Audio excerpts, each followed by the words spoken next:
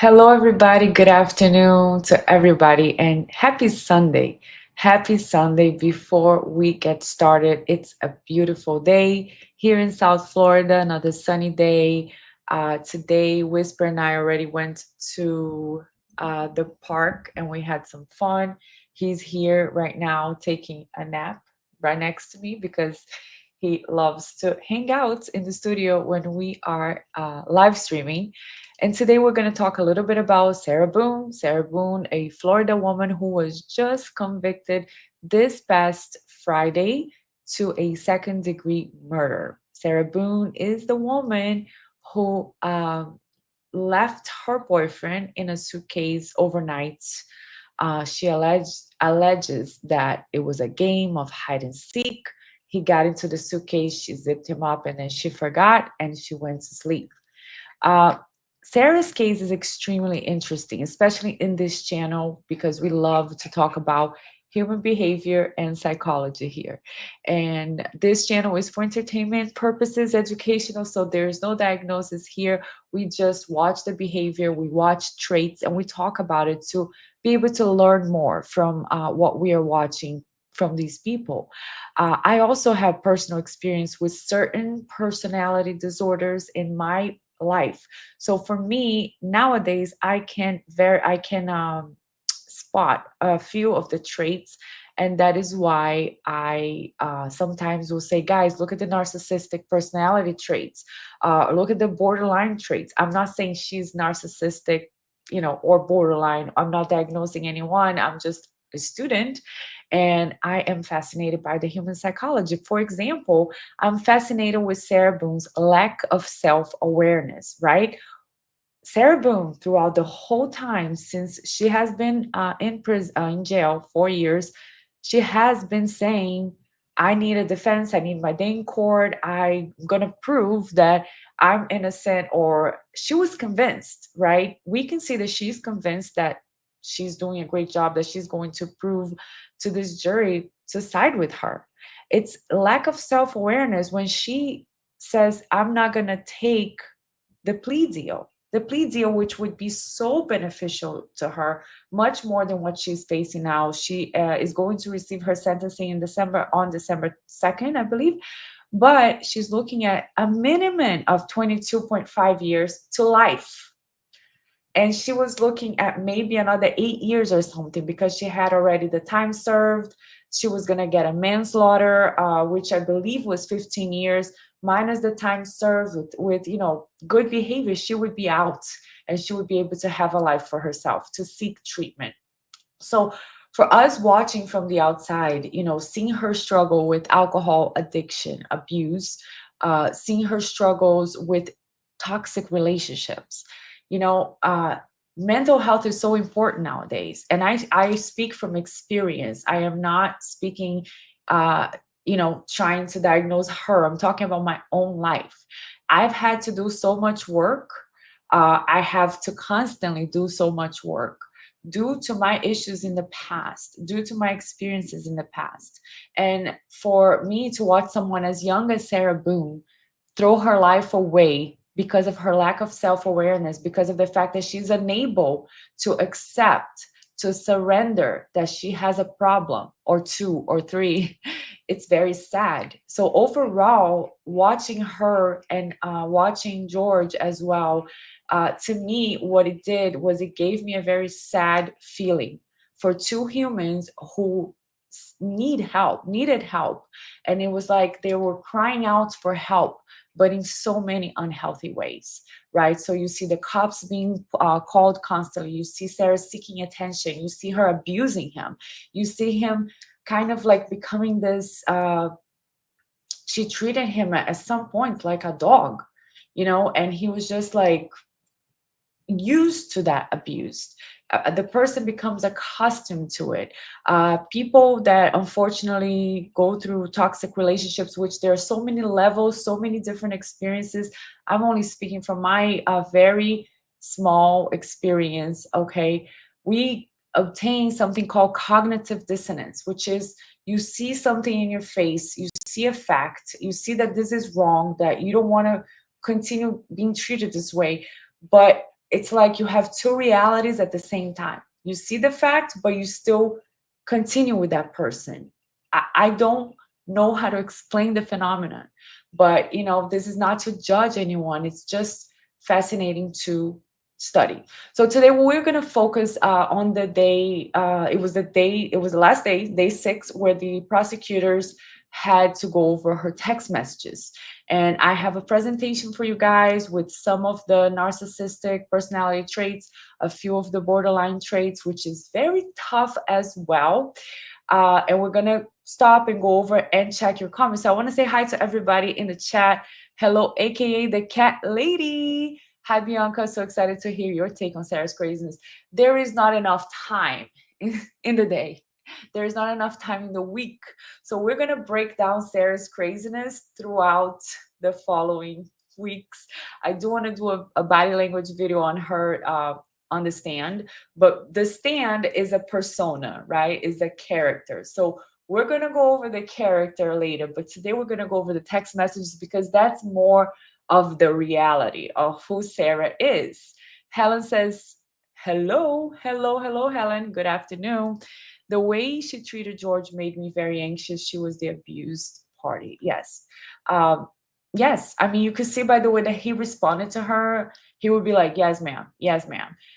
We're probably not going to play those videos, but we're going to refer to them maybe just a little bit because it's just so sad, right? And we don't want to be portraying George like that. We want to respect his memory, respect his family. But one thing is for sure, I saw the family give an interview to Court TV, and the family said, I believe it was his daughter who said, my father was not an abuser, he was the victim. So we want to emphasize the traits that Sarah displayed to the world, that she recorded herself doing, that will support this, because it's not fair to his memory that he's being called all these things during the trial without being able to defend himself, right? So we'll try our best to point out the times that she was abusive to him. She's a grandiose narcissist and other things. Definitely grandiosity, right? Both doctors said she has grandiosity issues, because how can you deny that? How can you deny when she says, I excel at everything. I am an outstanding mother to my son. Like, this is somebody who drinks and forgets that she has to pick up her son, but she believes in her perception. And we're going to talk about perception under borderline. The person that suffers from borderline, they have a different perception of reality, right? So you see something, the person with borderline sees something else. So normal people will say drinking and forgetting about your son is not a great trait for a mother. Sarah says, I'm an outstanding mother. So her perception, right? The grandiosity. Hello from Virginia, Erin. Hi, Erin. Good afternoon. I hope you guys are having a great Sunday. Today, we're going to talk about some difficult things, but I hope we're going to make it as light as possible. And, I'm so glad you guys are here. Tim, hi from Denmark. That's amazing. Hello, Tim. I'm so happy you guys are all here. Erin, Sarah's own videos made it clear that she was the abuser, not George. Absolutely. There's definitely a lot of evidence for that. And then Seeking North Node, dark triad personality. Now that I have to look into, because I never really, what does that mean? Help me out, Seeking. Is that like because she has 3 things going on? Help me out. So let's start. I'm going to go ahead and start by sharing the text messages from the prosecution team when they presented this on the last day of trial, and we'll stop and we'll talk about it. Let's go. Attachments. Another is a PDF labeled extraction.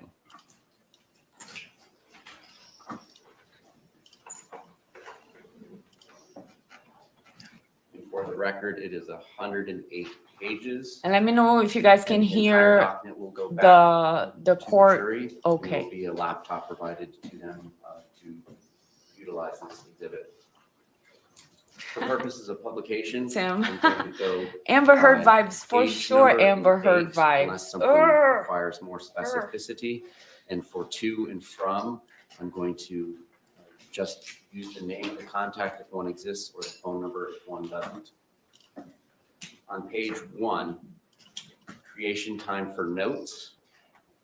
7:49, asking Jorge or George not to be despicable to me, making more drink after he guzzled his and I shared mine.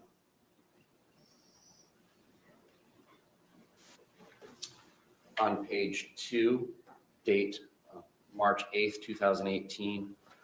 You are now in a relationship with Jorge or George on Facebook.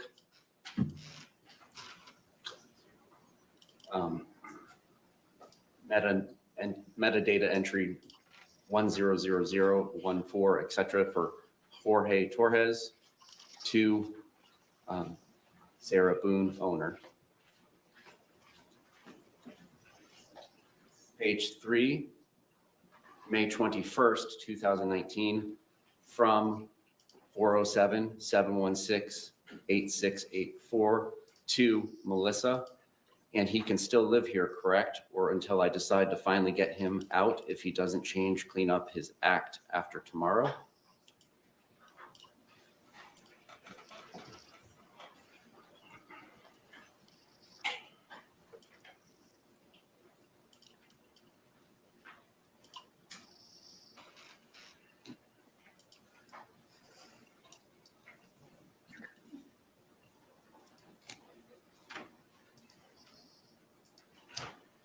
On page 9, May 30th, 2019, from a contact labeled as Mom, Jorge or George, to 407-716-8684, which I will just refer to as owner in future references.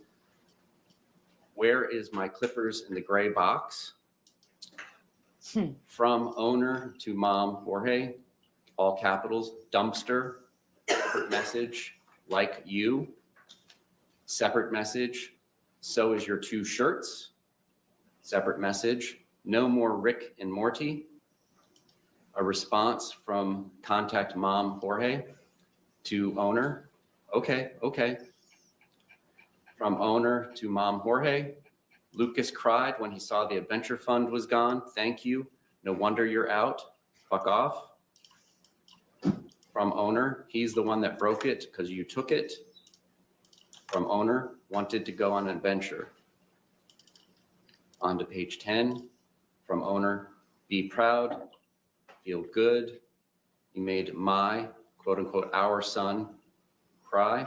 All right, I'm going to take a break here. There's just so much already. There's just so much. And I am starting all your comments and I will definitely read them. There's just so much, right? A couple of things that are red flags, okay, that I have experienced in my own life. And from someone who never experienced toxic relationships, emotional abuse, right? For me, when I had not experienced that, I was very confused when I was in the middle of it. Confusion was my common result. And after studying, after learning, after praying a lot and getting some answers, I could understand what the signs are. So people in the chat with experience will say, oh, that's gaslighting, that's manipulation, that's this. I didn't know any of those terms. And this is why I love this channel, the ability, the possibility to be able to share with you guys. Because when we see red flags such as, you made me do it, right? Accusations like this, I hit you, but you made me do it.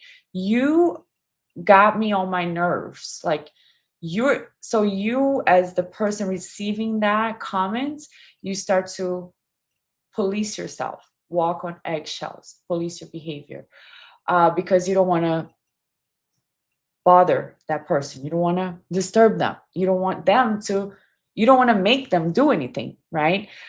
A couple of things. I mean, of course, her calling him names is not a red flag, it's a flag on fire. It's like fireworks. That is not normal. It's not okay. And it's really hard when you are used to that type of relationship since you were maybe a child.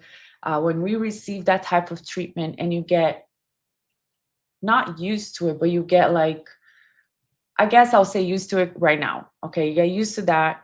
and you don't know how to defend yourself. You don't know how to set a boundary, especially if it's a family member. How are you going to say, mom or brother, like, this is my boundary, and if you don't respect my boundary, we're not going to have a relationship?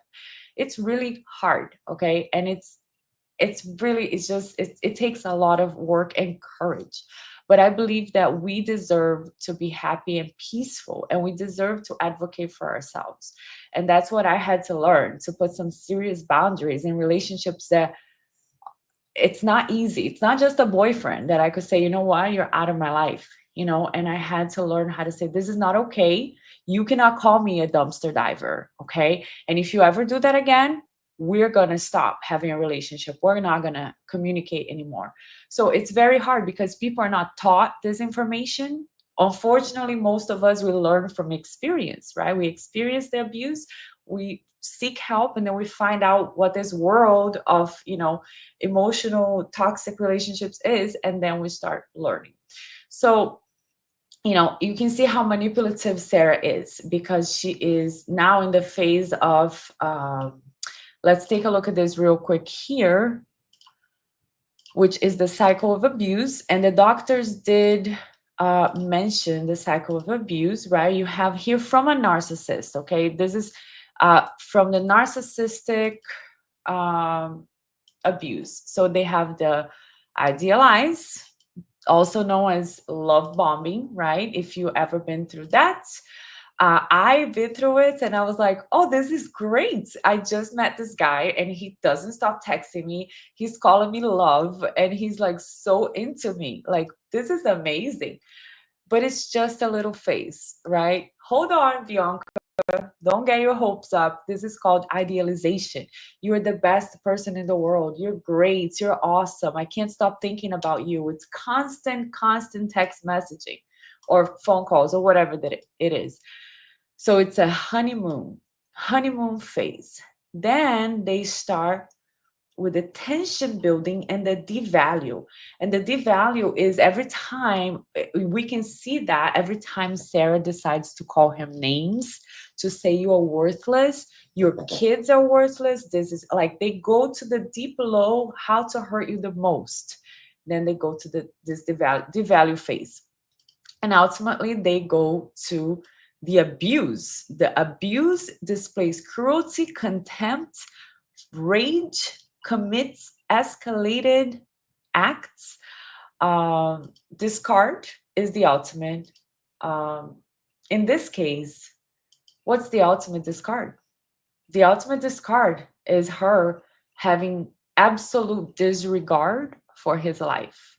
And this is why I don't feel sorry that Sarah Boone got convicted for a second-degree murder. One, because I don't believe that she has shown any remorse. I don't believe that she has any idea of how wrong, how cruel she was. I believe she still thinks, oh, these doctors said I suffer from spouse syndrome abuse. I don't know the term exactly, but the doctors believe me, so everybody's going to believe me. I'm going to be fine. I don't think she grasps the amount of cruelty that she has displayed on her videos towards George. So that and her lack of self-awareness shows that I don't believe she has the ability to change as of yet. Maybe one day, but she was convicted of second-degree murder, and I believe that's because of the amount of cruelty that she has displayed. So let me just go over some of your comments here, because I want you guys to be as part of this as possible. Aaron says, Sarah is a professional gaslighter and tricked those forensic psychologists into believing she suffered from battered spouse syndrome. That's what it is. Yes. I don't know if she tricked the forensic psychologists. I do believe they didn't have enough time. They didn't have enough. They didn't go deep enough into her psychology. And one thing that the doctor said that was extremely eye-opening to me, this is cutting my head off. Okay, whatever. that it was extremely eye-opening is that when they see a personality disorder, let's say, okay, she meets narcissistic personality disorder, for example, right? They have to consider PTSD instead or something. And I thought that was very interesting because trauma is very common, right? So you're just going to ignore that the person is showing also displays of NPD because they meet PTSD. I don't know how it works exactly, but I do believe that her injuries were real, or at least most of them. So I do believe it was a mutual toxic relationship. But we could see in the videos how George was submissive to her, how she did not display any fear, but she didn't display having fear of George, and how, at least in what we saw, right? So I don't know. I don't know how much she suffered from that, but I believe that they would have to spend more time with her. Uh, Helen says Sarah has a lot of entitlement. I don't see why she has never achieved a thing. One thing the doctor said that it really made sense was that because she has the narcissistic personality trait, which is the ego, she lacks identity, a sense of self, and she lacks having self-confidence. She tries to overexert any qualities that she might have had. So that's why she has to say, I'm a straight A student, 30 years ago. I am this, I'm that, I'm that.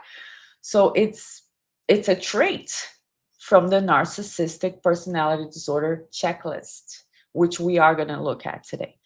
So dark triad. Okay, so here's Seeking North Node clarifying for us. Dark triad cluster of 3 negative personality traits, which is Machiavellian. I can't say it. Let me try. Machiavellianism and subclinical non-pathological narcissism and psychopathy. Amazing. I definitely saw the cruelty and the lack of remorse do take me to the psychopathy side. Okay. Not that I'm diagnosing her. I'm just disclaiming this because people sometimes ask, why are you diagnosing her? I'm not. She reminds me of my mother. That's not good. I'm so sorry to hear that. Um, okay. So complex. Can't take away Rick and Morty. That ain't right. Is that a show that she was referring to in one of her text messages? Helen says, exactly, it's different to put a name to your feelings. You get immune to it. Desensitized is the word I was looking for. Thank you, thank you, thank you, thank you. It gets to be your normal, my dream man. The way my therapist explained narcissists to me is that they are bad empaths, so find other empaths and then feed off the energy of hurting the good empaths. That's an interesting explanation. I never thought of a narcissist as an empath because I thought they lacked empathy. The ones that are diagnosed NPD, which is different than just having a little bit of a trait, but definitely they feed off. The feeding off the energy is what was my red flag to go seek the third, because I felt every time I was in contact with this person, I felt like this person was like an emotional vampire, and I started seeking like emotional vampire. That's how I found out what narcissism was. Karina, hi Karina, I'm so glad to see you. I miss you so much. I hope everything is going well with you after everything. It's great to see you. Helen says, and I think it was premeditated, my opinion. Tim says she will never get it and it will always be somebody else's fault. I agree with you there. I mean, unless a miracle happens, this is the Sarah that has been displayed to us so far by her letters, by her videos, and by her text messages, not by anything anyone else has said. Okay. AKA the cat lady. In the almost 5 years since she murdered him, Sarah didn't say George's name even once until this trial. She even called him the deceased. I'm gonna say deceased because I can't pronounce that in one letter. Awful, awful. She had the book of BSS on the table. I'm sure she's reading and studying because she likes to write the letters citing the law to the judge, Krennic, who was freaking fantastic. The guy is like a law, many law encyclopedias in one person. And Sarah Boone is like, under article, blah, blah, blah, blah, blah. I'm like, please, please, Sarah, please. Okay. The lack of self-awareness, guys, not understanding what's going on. The black eye was a marker pen like the comic. The black eye did look weird. I'm not gonna lie. See, I can almost make I can almost do one. The black eye was weird, but the knife wasn't weird. I believe all Sarah's injuries were either from drunken incidents like falling or George defending himself. I don't know. Aaron says, in my opinion, any injuries Sarah suffered were from George. That's another one. Defending himself or from his trauma response to her constant verbal physical abuse. So one thing that I was like thinking, but I didn't really want to say it because people are like very sensitive about that, was that, I mean, she was on his face, right? She would wake the guy up. He's drunk, sleeping, because you can see he was always like buzzed, and she wakes him up screaming, "Ah, da, da, da, you son of a." I mean, imagine that. And one day the guy's like, you know what? Get the hell out of. So, I don't know. Think she borrowed Amber Turd's bruise kit. That's awful. And it's a good lesson. It's a good lesson for anyone who abuses anyone, for anyone who thinks they're going to get away with it. I love the lesson because women need to stop doing that. And it's very easy for the cops to arrive at a scene and be like, oh, okay, the woman is the victim, the guy is the aggressor every time. Women sometimes can be very cruel too. So it's a good lesson, I believe. Karina says, that video of George hitting the TV with the bat just totally baffled me. He looked exhausted after swinging the bat. I don't know how many abusers letting their victim film them. That video of the TV looked like it was kind of like a joke, kind of like maybe this TV is broken and then we're just gonna like hit it. You know how people go to places to like destroy stuff to release stress?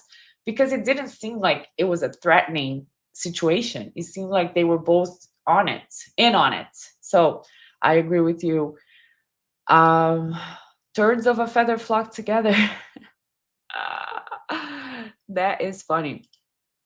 What is an empath? Empath, let's Google it, but it's someone who has the ability to feel, ability to understand. Let me share this. Oh, but then it would help if I'm smaller. There you go. The ability to understand and share another person's feelings, experiences, and emotions. It's a broad concept that involves cognitive and emotional reactions to what someone else is experiencing, to the point that so there are different levels of empaths, but to the point that sometimes you can feel, like somebody's experiencing a trauma, crying or relating, and you cry, you feel for that person. You have empathy for them. Okay, so now let me take a break from the comments and we'll go back to them. I want to try to share this slide that I had made, if it works, hopefully. File is in use. Okay, let me close this and then try again. Let's see if it works. In the meantime, okay, and the Machiavellianism is how she kept records of stuff on people to use against them when needed. I hate that. I hate that so much. I hate that so much, guys. You have no idea how personal that is to me. Okay, we have AKA the cat lady. Why do you guys think she started drinking heavily after the birth of her son? That's a tough one. That's a tough question. She would thrive in prison, bossing everyone around and doing art. Yeah, I mean, I'm sure she's, the people in prison, I think, said that she has unrealistic expectations, which is such a good description for Sarah. I'm trying to upload my file here. I don't know why. Oh, here you go. There you go. That's what I wanted to upload. So these are the disclaimers. Let me just let them let them on the screen for a second. Okay, and this is also the two playlists I just want to mention to you guys. Oh, sorry, moving my chair here and then making noise. Okay, two playlists. I have one playlist that I created, which is a SARAH Boone trial. It's just a trial, no breaks. I improved the audio, the images. I inserted closed captions. So if you ever want to watch the trial again or rewatch a certain day, just go to that playlist, SARAH Boone playlist. The other one here on the right side is called SARAH Boone. And that's the one where, we have comments, we do videos like this and all the kinds of body language and stuff like that.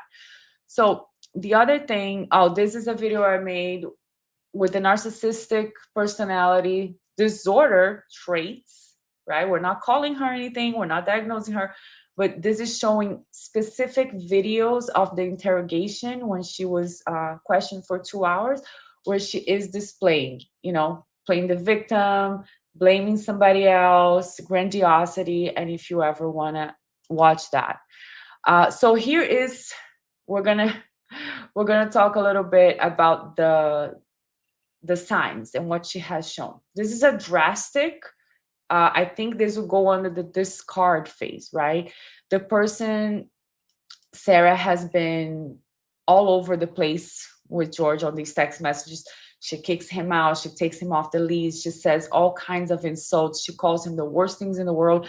Then she starts to say, I miss him. Please have him call me. Hey, remember when you used to hug me? It was great. Like, dude, crazy, crazy, crazy, crazy eyes, crazy signs, crazy red flags all over, right?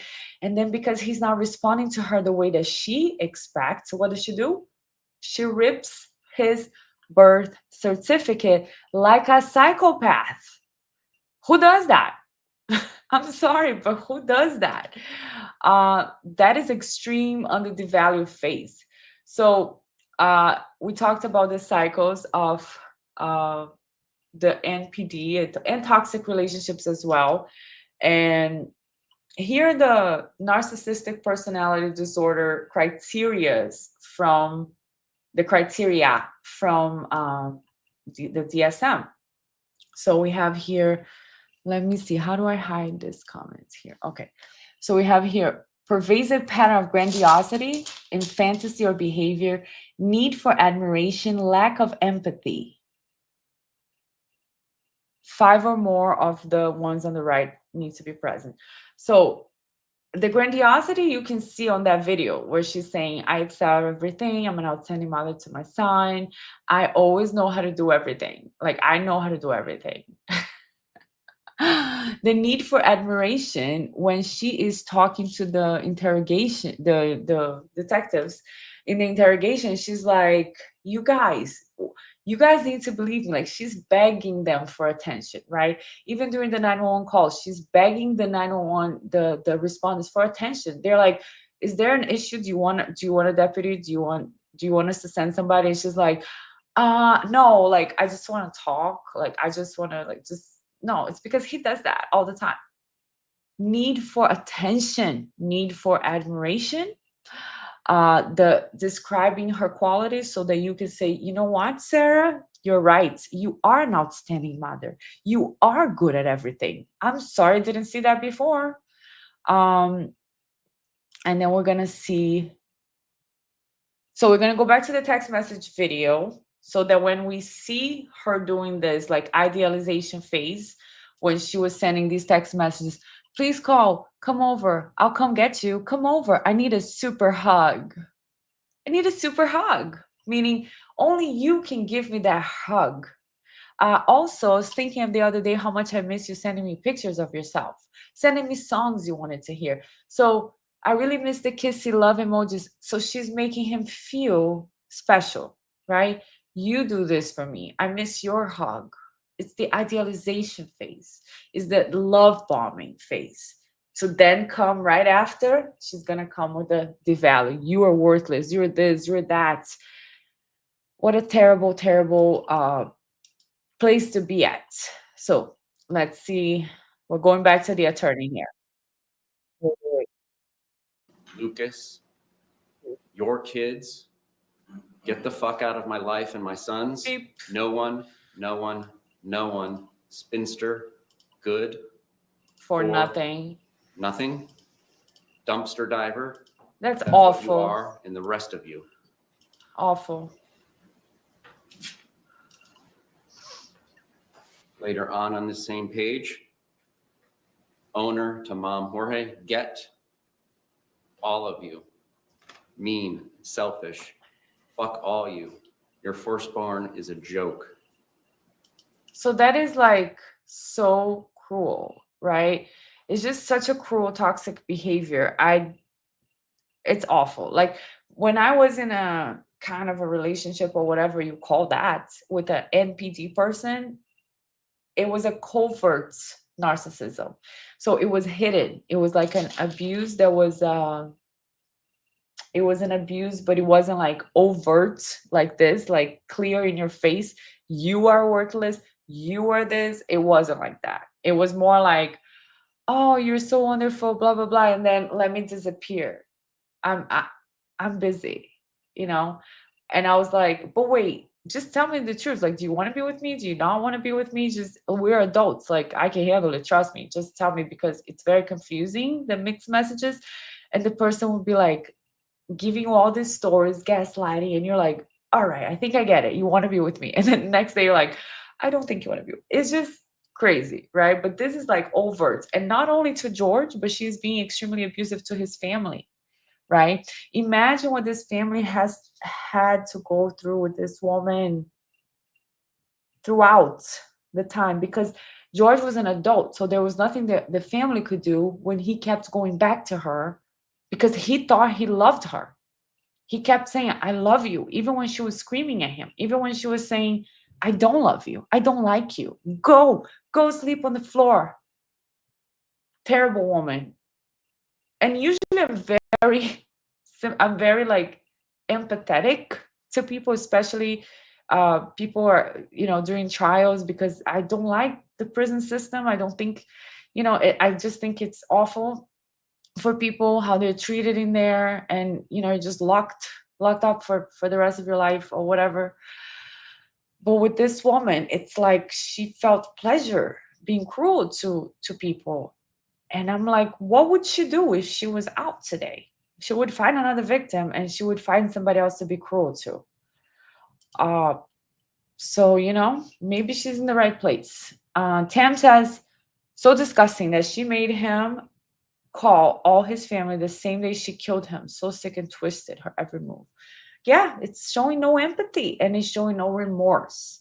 That is not something that normal people usually display because you can be, let's say you're mean or you can be like an ass sometimes, but to have no remorse, no feeling for somebody else, no empathy to her mom, to his mom, to his kids, that is not what normal people are like. Going on to page 11, same date of May 30th, 2019. Ask From Bob. owner to mom Jorge, get the fuck out of my life. Lucas 2, bad influence. From Jorge to owner, I am, as you can see, go drink your life away. From owner to mom Jorge, your kids are too. Yuck. Shucks, I only have one. Beaters, you're three together. Yuck. So here is something that I've seen in the borderline, okay? My experience with the borderline is this. I'm going to try to explain to the best of my ability. Is to take something. So let's say this is a person you care about, right? This is like your brother or your mother or whatever. And you get the love bombing phase, right? You're wonderful, you're perfect. Oh my God, I'm so proud of you. You're doing so great. I love you, blah, blah, blah. Then that person comes in when she or he is splitting, meaning in the borderline world, the person splits, meaning they see red and they kind of don't even have a perfect recollection of what they do and say. They have a different perception of reality. So they will come and say the worst things imaginable. They will take the things that will hurt you the most, which in this case, Sarah is doing, using his kids, right? Your kids are this, your kids are that. Using her own kid. So those are like very precious topics, very delicate subjects that people should always respect. I'll give you an example of my own life. My mother passed away, and I've had somebody use her memory against me to hurt me, just to hurt me for no other reason. And that is what I can identify with when I see this type of conversation and the borderline. Because later when I say, listen, you when you said this and you used my mom, it hurt me. That person would say, well, but you made me get out of control. You provoked me, so it's your fault. No matter what you say, it's your fault. I'm like, all right, I'll see you later. Okay. Call me. No, don't call me. So let's see. AKA Cat Lady. I am starting all your comments, guys. So we'll get back to them. She's exactly the kind of person who needs to be behind bars for life because she only hurts people and tries to manipulate and dominate them, including the police, right? That she manipulated every time she called them. And then she was like, never mind, don't arrest him. Never mind. Oh, please don't arrest him. Having like the manic episodes that she's jumping and trying to hug the cop, and the cop's like, no, thank you. Like, let me be. Get away from me. Helen says, wasn't spur of the moment, in my opinion. Could be. Honestly, she has displayed the same amount of cruelty in the past that she displayed in the last video of him being in the suitcase. Child, how she treated him like a child. Yes, yes, yes, yes, yes. Tom Honecker. Sorry, my pronunciation is very bad. It's not your fault. It's my fault. A lot of cruel people where she's going. Yeah, she's gonna have to meet some manipulators as well, and she's gonna have to fight for her own, her own throne over there. Um, at Tam, she premeditated in the text to Juan saying hide and seek, I shall foreshadowing. Wow. Sarah would, this is from Aaron E. Sarah would make George call his family even though they didn't like hearing from him when he was drinking because she was trying to turn his family against him. She wanted to isolate him from his family. Isolation is a very specific trait as well. It's a red flag, right? I have a friend that she was, always outgoing, always liked to hang out with friends. All of a sudden, she meets this guy. They move away. Like they move away. She loses all her contacts, and it's a flag. It's definitely a flag because the person is trying to keep you away from your support group. Because guess what? When that person hurts you, you're not gonna have anybody to go to because she isolated you. Tam Jules, so disgusting that she made him call his family the same day she killed him. Yep, yep, yep, yep. We saw that. AKA Cat Lady says she also complained to the jail guards about the hair braiders and how she didn't like them. I didn't know that. Are you serious? I'm not in shock. It's like her defense attorney said, Sarah's in shock by the verdict. I'm not in shock. Sarah's in shock because she has no self-awareness. Aaron says Sarah probably did things to keep George from being able to hold down a job or doing things to get him fired. Every kind of abuse. And calling his family Hispanic like that's a bad thing. Disgusting. Mm-mm-mm. Okay, let's go back to the text messages. Going on to page 12, from owner to mom Jorge, still dated 5/30/2019. This, gross. Aaron. Wait, that. All the time, gross. No, that. Mom Jorge to owner, I love that guy. I love that guy. You're the one who kicked me out. Owner to Jorge, mom, finally, get your shot together and check me out in 2 to 3 months. Hope you're there. Unless I find someone better. Shit. Together. And that's another form of abuse, right? It's like a threat in a certain way. Like, this person cares about you, and you're like, well, check me in a few months if I'm available because I might be with somebody else. Just an adult, a healthy adult doesn't do that. Healthy adults are okay. This is a relationship where I'm going to grow, you're going to grow, we're going to grow together, we're going to add to each other's lives. It's going to be great. We're going to travel, we're going to laugh, we're going to have fun. And if it's not working out for some reason or another, hey, I think this is not working out. We're going to break up. It's going to be hard for a few days, weeks, whatever the case may be, but that is how normal people do. You don't do the threats and the constant text messages and the please be with me and please, the world is vast and huge and big and all the synonyms, but and there's no reason, right? And this is something that I had to learn, and I'm very happy that I am fine being single, and I learned how to be alone. I learned how to enjoy my own company. I learned things that I like. I go to, I spend time with my beautiful dog Whisper, who's sleeping. I can't bother him right now, but we'll see him soon. I love comedy. I love nature. I love dancing. I love singing. There's so many things I enjoy doing. And I go to church. I do, I have friends, but I had to learn. I had to learn how to be by myself. Like I literally go to the movies by myself. I've been to comedy shows by myself. It's not something that people are very welcoming about. A lot of times they're like, "Oh, just one person." I'm like, "Yeah, just one person. Better than being with somebody like this." Okay?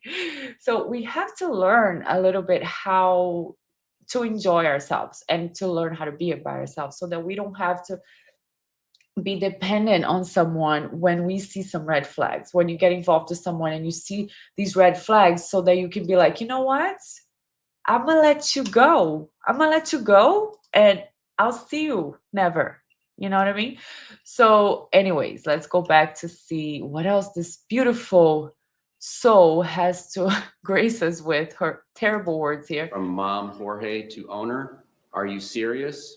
Are you serious? Owner to Mom Jorge, that's what happens? No. Mom Jorge to owner, I'm helping out dad right now. Call you in a few.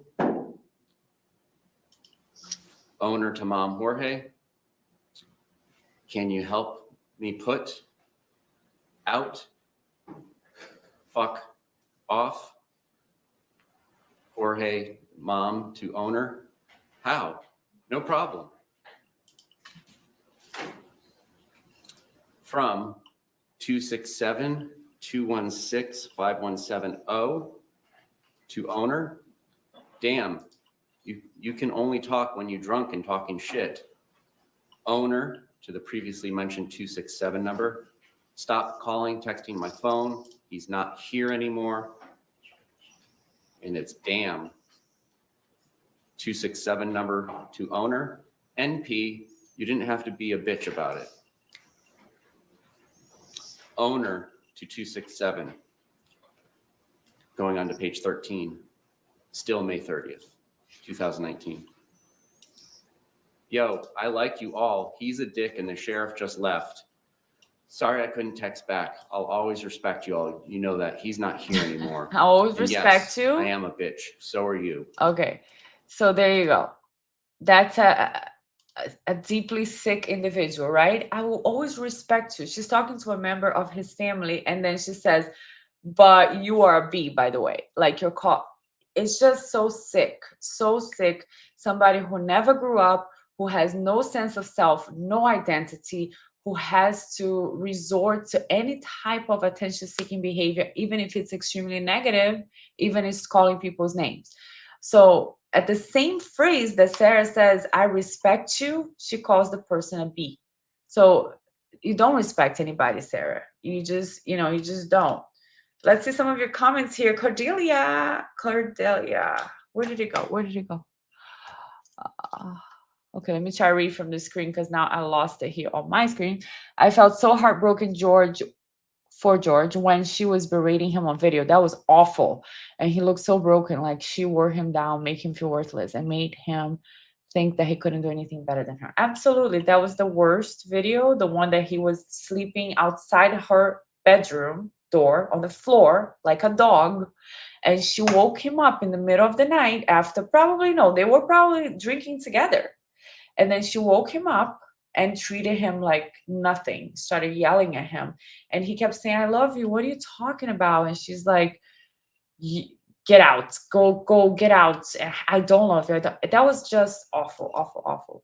Karina said that must be quite empowering to go out on your own. I admire anyone who takes holidays by themselves. Thank you, Karina. Yes, it is. It's a little, sometimes it's a little, I'm a little shy about it, but I'll go. On my birthday, September, I went to Busch Gardens and I went to a nice hotel with Whisper, and I had a lot of fun. I'll just say that. AKA, she's exactly the kind of person who needs to be behind bars for life because she only hurts people and tries to manipulate and dominate them. I agree with you here 100% because I firmly believe that people who have no remorse and who have an inability to change and they just are what they are, that's what prison is made for. I believe that. Helen, someone and her ex, what a simp, sorry, but he enabled her. I'm not gonna comment on that, but thanks. Tom said correct pronunciation. Great, I'm glad. AKA the cat lady. I think George was planning on breaking up with her that night. That was his suitcase with his stuff in it. Interesting input here. Helen says she put her son in a case before and cops CPS told her off. Wow, okay. AKA Cat Lady says, Bianca, you have to see the behavior charts from jail. It's got so much info. I have to see that. Where do I get that? Okay, I'm gonna Google it and hopefully I'll find it because I will be very, very interested in that. Helen, someone says, it's not fair. It's not fair, you guys. It's not fair. Reminds me of Angelica from Rugrats. She just absolutely has no self awareness, right? She thinks she's talking to her high school friends when she's in that interrogation room. Guys, it's not fair that you think that I did something to George. Just because I had a baseball bat and just because I was drinking and drunk doesn't mean that I was drunk. And just because I put him in a suitcase and zipped him up doesn't mean that I put him in a suitcase. It's not fair, guys. You don't know who I am. I am an outstanding person. I know how to do everything. Like, you guys, please, is this a joke? Like, why are you arresting me? I don't understand. Why is this happening? Why is this happening, guys? No, they're gonna believe me. Don't worry. I'm a better person. Don't worry. Okay, Sarah. All right. Tom says she is in for a rude awakening in prison. Jail is a country club in comparison. Oh, okay. So she has been in jail for 4 years, not in prison, and now she's going to prison because she was convicted, I guess. Okay. Yeah, she's gonna meet her buddies there. Helen says took his identity, punished him constantly, etc. This is Whisper's nails. Come here, Whisper. You want to say hi? No. Okay. Yeah, definitely. She literally took his identity. She literally took his birth certificate. Just awful. Attention seeking drama queen. Yes. Yes to all of you guys. Yes. We're all met here, my friend. Hi, it's good to see you. Hello. Helen, someone says, I didn't know I couldn't do that. Wait, let me go back up because, okay, here we go. Cordelia, she threatened him with his birth certificate, told him he couldn't have it, and said it was hers. Completely insanity, right? She owned it and she controlled. Just because your name is on the birth certificate doesn't mean that's your birth certificate, okay? Sure, Sarah. All right. Good night. She said she owned it. She controlled what he did, where he went. He was the battered one, not her. Helen, someone says insubordination will not be tolerated. Sarah Boone. Karina, I'm not sure Sarah respects anyone. I know, and in court, I mean, I've been working on some body language videos that I'm gonna release this week sometime. But in court, like when there was a break or something, she would look at the deputies or whoever, the attorneys, the defense team attorney, the girls, like Mr. Owens called them, and she'd be like, "Oh, guys, this is going so great for me, right? Oh, stop it! Don't look at me like this." Oh, Sarah Sarah's need for validation and admiration is clear throughout this process because she has shown that it was more important for her to have her day in court than to have the reality check that the plea deal that she received was a gift for her.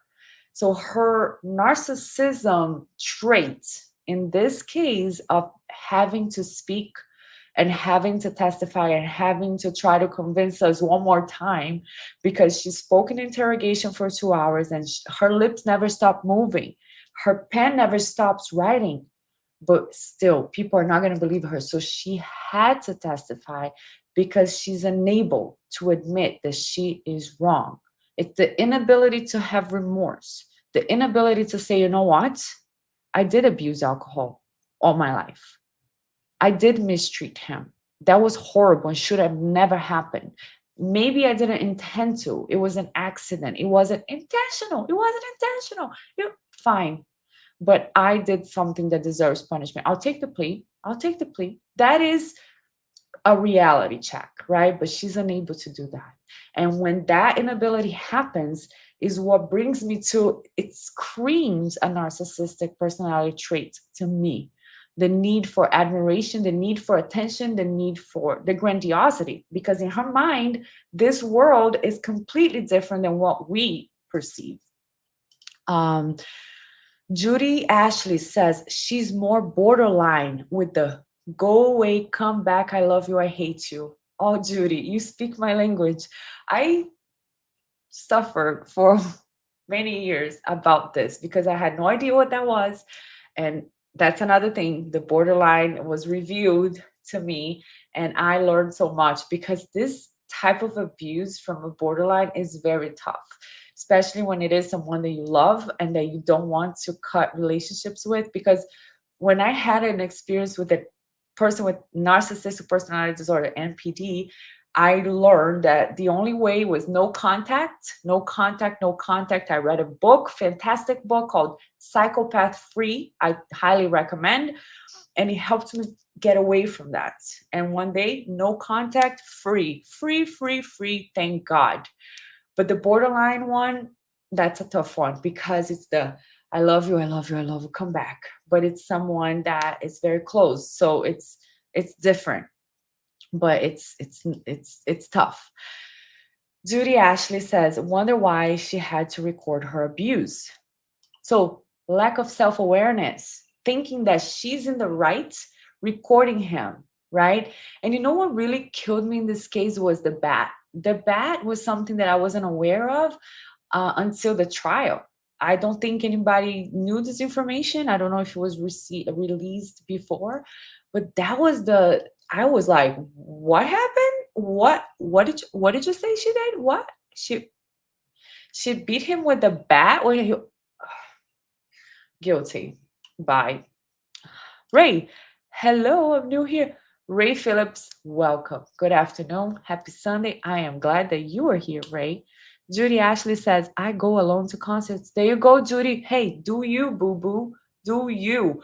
The other day I went to a comedy show by myself and there was like a couple here and a couple here. My seat was in the middle. I was like, all right, I got to learn how to buy aisle seats because that's a little awkward. But hey, I had fun. All power goes to you, Judy, because not everybody wants to do the same thing you want to do, and you shouldn't sacrifice what you enjoy because you're going to be by yourself. I'm with God. I'm not by myself. Um, Judy says, got tired of missing some bands because I had no one to go with, so just go alone. That's what I do for the comedy shows. And I like to have good seats. So, nobody wants to spend $300 to go to a front row or to, but the ones that I have already, I purchased. Jim Gaffigan is coming to Florida. Sebastian Maniscalco is coming, and I have tickets, because who doesn't want to see them? I don't understand. Cordelia says, wasn't there other stuff in the suitcase with him? I didn't hear that at all, Cordelia, but maybe someone in the chat will clarify that for us. Helen says, I didn't know I couldn't do that. We're all mad here. Hello, hello, hello. We said hi to you. Pinky, aka Iana J. New here. Welcome, Pinky. Good afternoon. I am so happy you're here. Okay, so let's take a break on the chat a little bit, and I will definitely get back to it because it's great to see you guys are here and participating. I'm so curious to hear your experiences as well and what you observed from her behavior because, like I said, my comments come from my own experience. So it might be very different for somebody else, right? So it's interesting to get your input. Let's see here. Here we are in the text messages where she is I think we stopped when she called his family a B, right? I respect you, but you are a B. So let's 267 to owner. Look, I'm not here to be taking shots at you. I never called you a bitch. I said you were acting like one.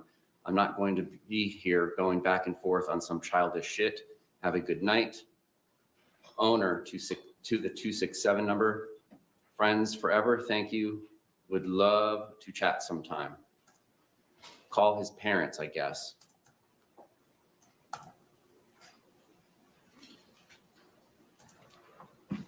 Further down on page 13, now on to May 31st, 2019, from owner to mom, Jorge. Tell Jorge to call me. I want my things he took. I have his birth certificate and propane certificate. Until then, if he wants those back. And I have your quote unquote art box. Mom, Jorge to owner, stop being petty. I did not take anything that wasn't mine, I swear. so that's George responding because so far it was the family member responding, right? So stop being petty. I didn't take anything, I swear. So here's him trying to defend himself. And another thing that happens before this is when the person is saying, listen, I'm not calling you, I never called you any name. I'm not trying to be in this back and forth conversation, petty. And this is something I've been involved in too. Like when you're trying to reason with somebody in a conversation, a text message, and you're like, listen, I'm not calling you names. I was just explaining to you, I don't have your stuff. I don't have anything. And the person doesn't believe you because their perception, and that is from the borderline, their perception of reality is different. So even though you're saying something to them, you're like, I swear, I didn't do anything. I didn't say anything to that person about you. I didn't, the person's like, yeah, whatever. I don't believe you. And calls you all kinds of names. Okay, let me go back. And then George is saying I'm not lying, like he's trying to reason with someone who is unreasonable, and that is something I had to learn because sometimes I felt drained, and then after certain episodes of going back and forth with calling me the person calling me names and accusing me, and after love bombing, putting me in a pedestal, bringing me down all the way to hell and then stomping on my head, I had to be like, okay, this is not right for me because every time I have to have like 3-4 days a week to recover emotionally. I have to do meditation, I have to pray, I have to cry. And this is not something I want. So I don't care how hard it is, I'm going to have to put a boundary here. And that's what I had to do for my own sanity. So this, I swear it wasn't me. I swear I didn't do it. I can totally relate with George here. Owner to mom, Jorge. You're a liar. I never can believe you from all the other lies. You stop being petty and take shit like you always do. Another one bites the dust, Jorge. Hope you're miserable like you've made everyone else. Well, look at those words, right? Look at those words, Sarah Boone. You hope he's miserable. I think a lot of people are hoping that you're not that happy in prison because we see how cruel you were to other people. It's not because you didn't do anything. It's not because it's unfair. This is retribution. Jorge to owner, I'm not lying. Owner to mom, Jorge. Lucas said he won't miss you either. When I get mine back, you'll get yours. Mom, Jorge to owner, I didn't take it. I'm coming over in a few to get my stuff, and I'm coming with Jean and Melissa. Going on to page 14. Owner to mom, Jorge, go for it. Bring mine, W. Mom, Jorge to owner, I don't have anything of yours. That's why I'm coming with them so they can bury that. Owner to mom, Jorge, I don't care. They're not going to babysit you because you're an asshole and got kicked out after being taken. See, I don't have your stuff. They saw me leaving. I didn't have anything of yours. They saw it. That's why I'm coming with them so they can see again that I'm not taking anything of yours. I don't care. You are an A. And so it goes straight to the insults again. So there's no reasoning, there's no reasonableness. What? There is no like, they saw me, there's a fact, they saw me, I didn't have anything. I don't care, you are an asshole. That's the response. Off the lease. Mom, Jorge, to owner, they seen what I had in my hands. Owner to mom, Jorge, still don't care or believe you. I'm going to get Lucas anyway, so don't waste their time or mine. Mom, Jorge to owner, exactly. Owner to mom, Jorge, you are a visitor and a terrible resident. Boyfriend too. Just go away unless you bring my stuff. Mom, Jorge to owner, I don't have your shit, Sarah. I need my birth certificate. Owner to mom, Jorge, I don't give a shit either. I worked for that birth certificate, voter's registration, and your ID card. Just because your name is on them doesn't make them yours. What? I mean, this is stuff taken out of a movie, right? Just because your name is on the birth certificate, it doesn't mean they're yours. What kind of manipulative, controlling abuser say something like that? I had a friend too that was in a very tough situation with a guy. She lived with him, and he was extremely abusive, in all kinds of ways.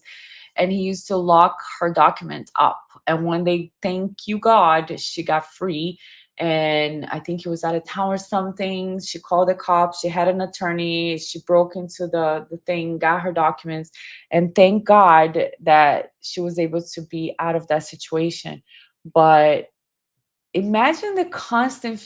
I mean, I don't want to imagine, because you know what? This is just so that we understand the red flags. I don't want to trigger anyone into like thinking about that. It's just understanding, especially if you had never been exposed to this type of behavior. When you meet someone and you think everything is wonderful, when you start realizing certain red flags, run. Run. You're fine alone. You can be happy. You can find joy in life. You don't need to be with someone. Don't settle. Don't settle is what I always say. And yes, I am single. I am 40. Fine. I know. I know. People judge, okay? But I will not settle. I could have got married a long time ago. But he was extremely jealous, the guy that proposed to me, my ex. And I was like, I can't live like this forever, because I'm a very outgoing person. So you know what? It's fine. We can enjoy life. This is not normal for someone to say, I have your documents, I did it, I helped you, so now it's mine. um Helen says total control. Cordelia says, yeah, she said everything she buys him, she tries to take back. She asked the cops about the ring. I know, I know. We covered the interview here, and she was like running into circles. Well, I have some questions. I have some questions, guys. Listen, should I tell his boss that like he's dead? Should I tell like his probation officer that he's dead? Because like she's very nice, and I'm so grateful for her and everything she's doing for him.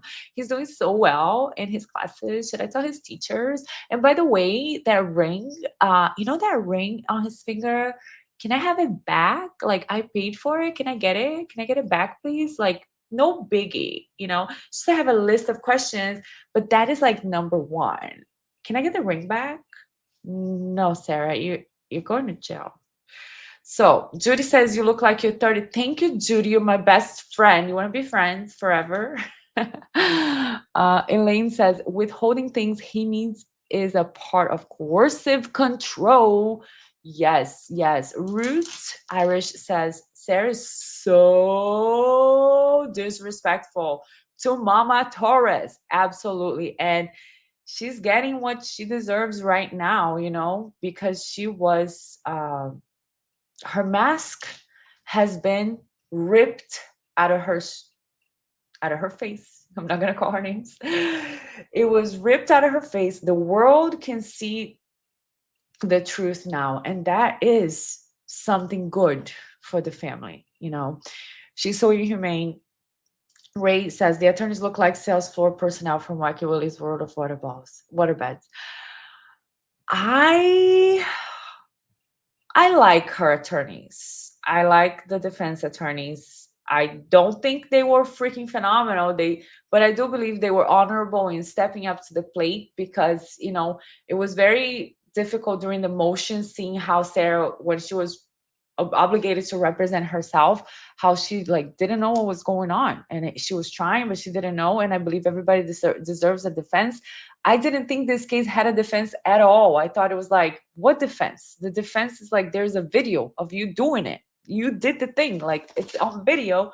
And then Whisper, don't do that with your nails. Come here, let's say hi to everybody. Whisper. So I, I respect the fact that they, oh, look at this guy. He's he was taking a nap, but now and you're like, have this light on me. Mom, I'm already white. I don't need the light. I'm beautiful. I don't need the light. Okay, Whisper, go back to your bed. So, but let's not get into it. There's just so much. We will watch the defense. We'll watch their closing arguments another day, and that way we can, talk a little bit more about it. So going back a little bit to this slide where we were talking about the phases, the stages of abuse, we have here the idealized phase that we talked about, where you are everything, you're great, I miss you, the way you hug me is the right way to hug, the way you breathe is the right way to breathe, and you are this and you are that. Then we have more love bombing when Sarah, after kicking him out, so notice the date here is June 2nd, and all of this the abusive text messages are going to be around May 31st, I believe is when she kicks him out. But then here she starts a few days later, George, call me. If George is with you, can you have him call me whenever they wake up? Have a good day. Come do the dartboard with me. Come. Hello, can you please have George call me? Willing to give back. Don't know if he's there. I really want to see him. So it's just like the emotional abuse pushing you from side to side. Then we have the value, the tension building when she calls him dumpster and dumpster diver and get the F out of my life and my sons, no one in caps, and then she calls his kids things and F all of you. Your firstborn is a joke. I mean, the attack on children is absolutely another level of cruelty, right? So this is what I believe comes from the borderline, because they really have no perception of the reality. And I don't think she understands how harmful that is, because she doesn't seem to have the empathy either. The self-absorbing part, which comes from the narcissistic traits, the being unable to put yourself in another person's place, is just when she finally sees that he's talking to another girl or other girls.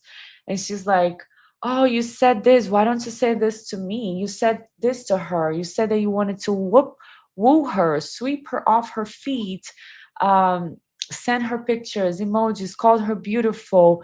Could have been me. You sent her songs, but not me. And this is right after she says, I don't give a ass. I worked for that birth certificate. It's mine. You were a visitor, a terrible resident. Just go away. We got cruelty and lack of remorse, right? When she says, the birth certificate is a big cruelty episode. And also when she says, I'm watching this, be gone for good, mine as your birth certificate. So she enjoys making him suffer. She enjoys reminding him of pain.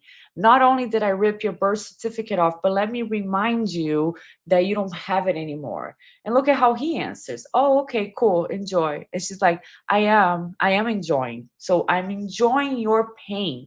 That is something sadistic and cruel. And that would fall under psychopathy trait. Okay, I'm not calling her anything. He says nice, and she's like, you're not. So the biggest also signs of cruelty and lack of remorse, I apologize.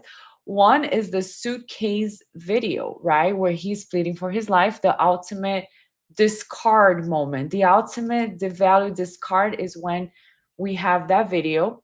Also, a lack of remorse is shown in her testimony when she sits there and she shows no remorse, no emotion for George or his family. And to me, the worst, one of the worst was the bat. I didn't know about the bat. I didn't know that she had done that. And I was even at awe when her defense attorney was arguing that George was trying, that was the overt act from George, right? That he was trying to get out of the suitcase. Therefore, she hit it with a bat so she would like put his fingers back into the suitcase because he was trying to get out. That didn't make any sense to me. The guy was trying to survive, to breathe, to get out of the suitcase. And you're telling me to defend herself, she hit him with a bat inside of a suitcase? That was the ultimate sign of cruelty to me. Um, Unbelievable. So let's go back to the more text messages. More text messages. And I'm gonna make this 1.5. If it's too fast, let me know. It's not too long. Even paid for them. I needed you to be a man and take care of me, not beat me, call me names, and make me feel like I'm not a person. Not giving back until I have mine. Mom Jorge to owner, whatever, Sarah. Owner to Mom Jorge. Next step is restraining order. Know that. You can come over here 100 times. Doesn't mean I have to open the door. Good one, Jorge. Go away. Mom Jorge to owner, whatever. Owner to Mom Jorge. It's been a great day without you. Will be from now on. Mom Jorge to owner. You need to do. Owner to Mom Jorge. Enjoy living with your parents at 41 with no girlfriend and lonely. It was the inevitable, just like it has been before. Again, this is another sign of someone using one of your worst insecurities to hurt you, right? Just like we talked about her using the kids, and now she's saying you don't have a place to live, you live with your parents. So he's probably very insecure about that because as a man, he talks about trying to get a job and having some issues with his health and having trouble walking and pain walking. And for someone who is supposed to be supportive of him, saying you don't have a place to live, you live with your parents, go back to that, is very demeaning. So it's an act of cruelty, right? To go to the things that will hurt you the most. Owner to Jorge, Mom, did you take Lucas's sunglasses? Mom Jorge to owner, OMFG, no, I did not. Turning to June 2nd. Again, she keeps him hostage with these constant accusations. Did you take this? You have my things. You did this. And he keeps saying, I don't. He's like, oh my God, I didn't take his glasses. But she keeps him hostage in that text message thread, constantly accusing him or bringing him back, reeling him back in to her abuse bubble. Page 15, 1:10:57 a.m. from owner to Mom Jorge. Jorge, question mark, call me. If Jorge is with you, can you have him call me, please? Text to Mo.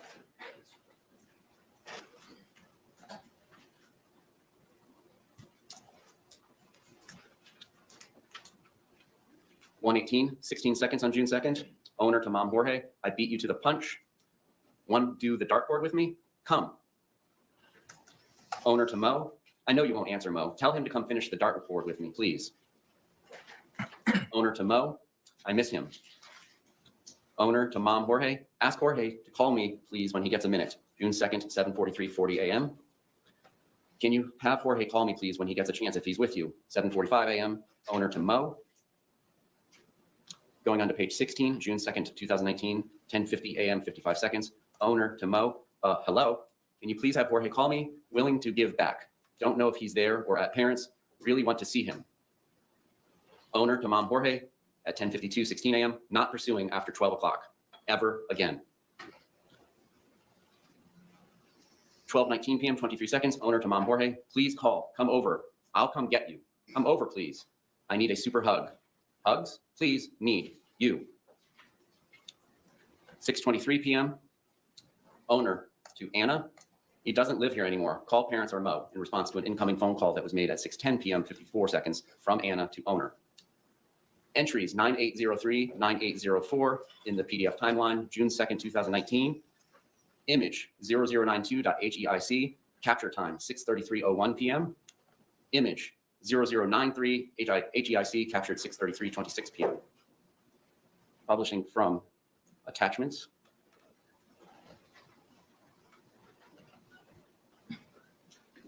Image _0092, metadata showing 6/2/2019, 6:33 p.m.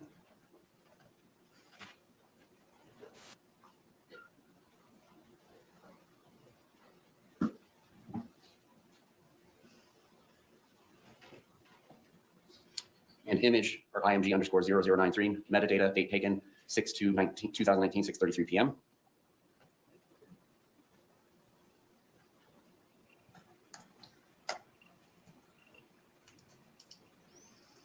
And that's the birth certificate. Absolute sadistic, right? The fact that she does that, she sends him a picture, and then later she keeps torturing him. Yeah, you do this minus your birth certificate. Let me go to some of your comments here. Cordelia says you never see him mad or violent in any of the videos. She was the one who called the cops just to get him in trouble, and then she told the cops to go get him. And George was confused and didn't understand why she called the cops constantly. Yes, because she was giving him the push and pull, right? The cognitive dissonance. I love you, I miss you, I need your hug. Come over, come over, come over. And then she'll call the cops. Guess who's here? I have a restraining order against him. Come get him. Tam says, when I saw the wounds George had, I knew it was out of the suitcase. She likely hit him both ways, in my opinion. Very, very sad that that could be a possibility, guys. Absolutely. Cordelia says, I'm starting to wonder if her injuries she got from other incidents, not from him, or she inflicted herself and threatened to tell everyone he did it. Could be. Tom says, sorry, got called away. We'll have to rewatch, but I love your content. Great insight, Bianca. You got her number. All right. Thank you, Tam. I'll see you on the rewatch crew. Elaine says she battered him before he went into the suitcase. The Emmy testified to that. George said George said she always comes at him and she just snapped out of nowhere. I've been through situations with someone who would snap out of nowhere. We would literally say in my family, like, oh, wait for, don't say anything. This person's coming by, because we never know when the person was going to snap. And it was usually verbally, but it has happened physically before too. And you would use the term, we are walking on eggshells. But then in this person's perception, this person's walking on eggshells. So it was very confusing always to try to make sense of anything like that. Karina says December 2nd is her birthday. Happy birthday. Happy early birthday, Karina. Guys, the internet is saying it's a little weak. I don't know why. But if we do pause, know that I will come back. I'm not ending the stream. So just in case the internet acts a little weird. Karina, what do you want for your birthday? Do you want 22.5 years? Do you want life? Or do you want 30 years for Sarah? Helen says she used the cops as her personal assistant, dominated George with power. Yes, absolutely. She used the fact that there are actual victims in the world and there are actual better spouses in the world. She used that to get the compassion, the empathy from the people, from the 911 attendants, callers, that the I don't know the name, the people who answer the phone. And she would be like just talking to them. No, I don't need a deputy. Just stay on the phone with me. I just want to hang out. Ray says another thing, I was wondering, why was she in chains? I believe that is the policy of the deputies for safety, overall safety. I don't know if there was any incident. I haven't heard of any incident that required the chains. Let's see. Corina says life in prison would be a great birthday present. A great birthday present. I did run a poll on X, formerly known as Twitter, of how much time people thought that she was gonna get. Let me see if I can log in here, or if it's gonna ask me for my password that I don't know. I mean, it's like it's my computer. You should know who I am. I don't know my passwords. Okay, here you go. So let's see if I can find the results of the poll of how much time. I don't know if it was how much time you think she should get, or how much time you think she will get. So you guys can tell me in the comments if you think she would get, like, I don't know, 22.5 years. She'll get like 30, 40, life. How much time do you think she will get? And how can I find the poll? I don't even know how to use things. Okay, I'll go back to that because I don't want to waste time. So let's go back to the the text message videos. And I'm gonna look for the poll here. 6:34 Ask p.m. Bob, 51 it's seconds, Karina's June 2nd, birthday on 2019. December 2nd. Outgoing from owner to Mom Jorge. All up to you now, big boy. And for the record, those images were sent to Mom Jorge at 6:34 p.m. 33 seconds. Thank Look you, what you made me do. Elaine. I'm so happy for Or that. maybe your mom will for you. I'm happy you're here. Response from Mom Jorge to owner. Wow, that's really childish. Owner to Mom Jorge, but effective. Mom Jorge to owner. Yeah, I see what you're doing. Did Lucas leave? Interesting point, Owner to Mom Cordelia. I'm watching shadows. Be gone for good. Minus birth certificate.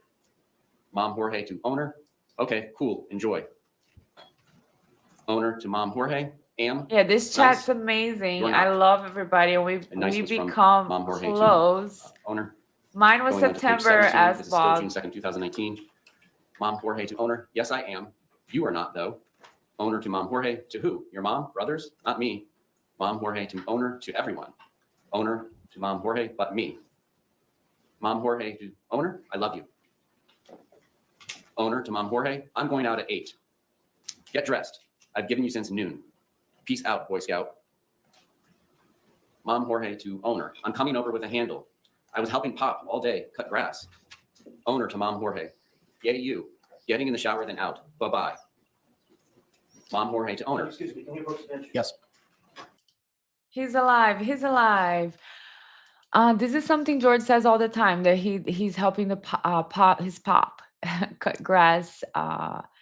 It just seems like George had a very, like a simple life. He wanted to spend time with Sarah. He really seemed to care about her. He liked to drink, get oblivion, just relax and hang out with his family. Just it doesn't seem like he was this monster that they wanted to portray him as. And I think it's important that we are showing her actual facts, right? The actual text messages, the actual lack of remorse, the actual behavior that she displayed. So here we'll talk a little bit about this real quick. We are going to watch the doctor's testimony, because I love that. To me, it was like I was in heaven. I loved it, because I love talking about this stuff. There is a difference between narcissism and narcissistic personality disorder, right? Narcissistic traits, everybody has a little bit of narcissistic traits. It comes from that character, I know in Portuguese we call him Narciso, which was the guy that was looking in the lake at his image, and he loved himself so much that he fell into the lake and he died because he loves himself so much. So it comes from that character, the word, narcissism. So we all have a little bit of narcissism. Look at me, blah blah blah. It's a trait, a quality, a trait. A trait is the best word for it. Narcissistic personality disorder, which is abbreviated as NPD in the DSM, is an actual disorder. It's a personality disorder. They say there is no cure for it. There could be treatment, but it's a lot of treatment and cognitive behavior therapy required. The person really has to want to. And because the person with that disorder usually doesn't see anything wrong with themselves, it's very rare that you see somebody in treatment for that.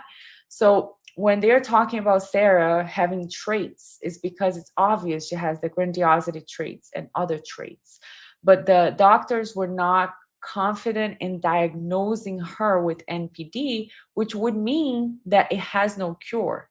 And usually one of the traits about having no cure is the person doesn't have remorse, right?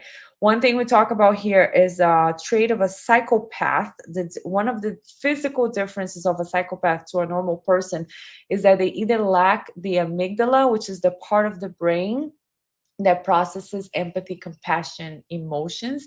Either they don't have it or they have a smaller version.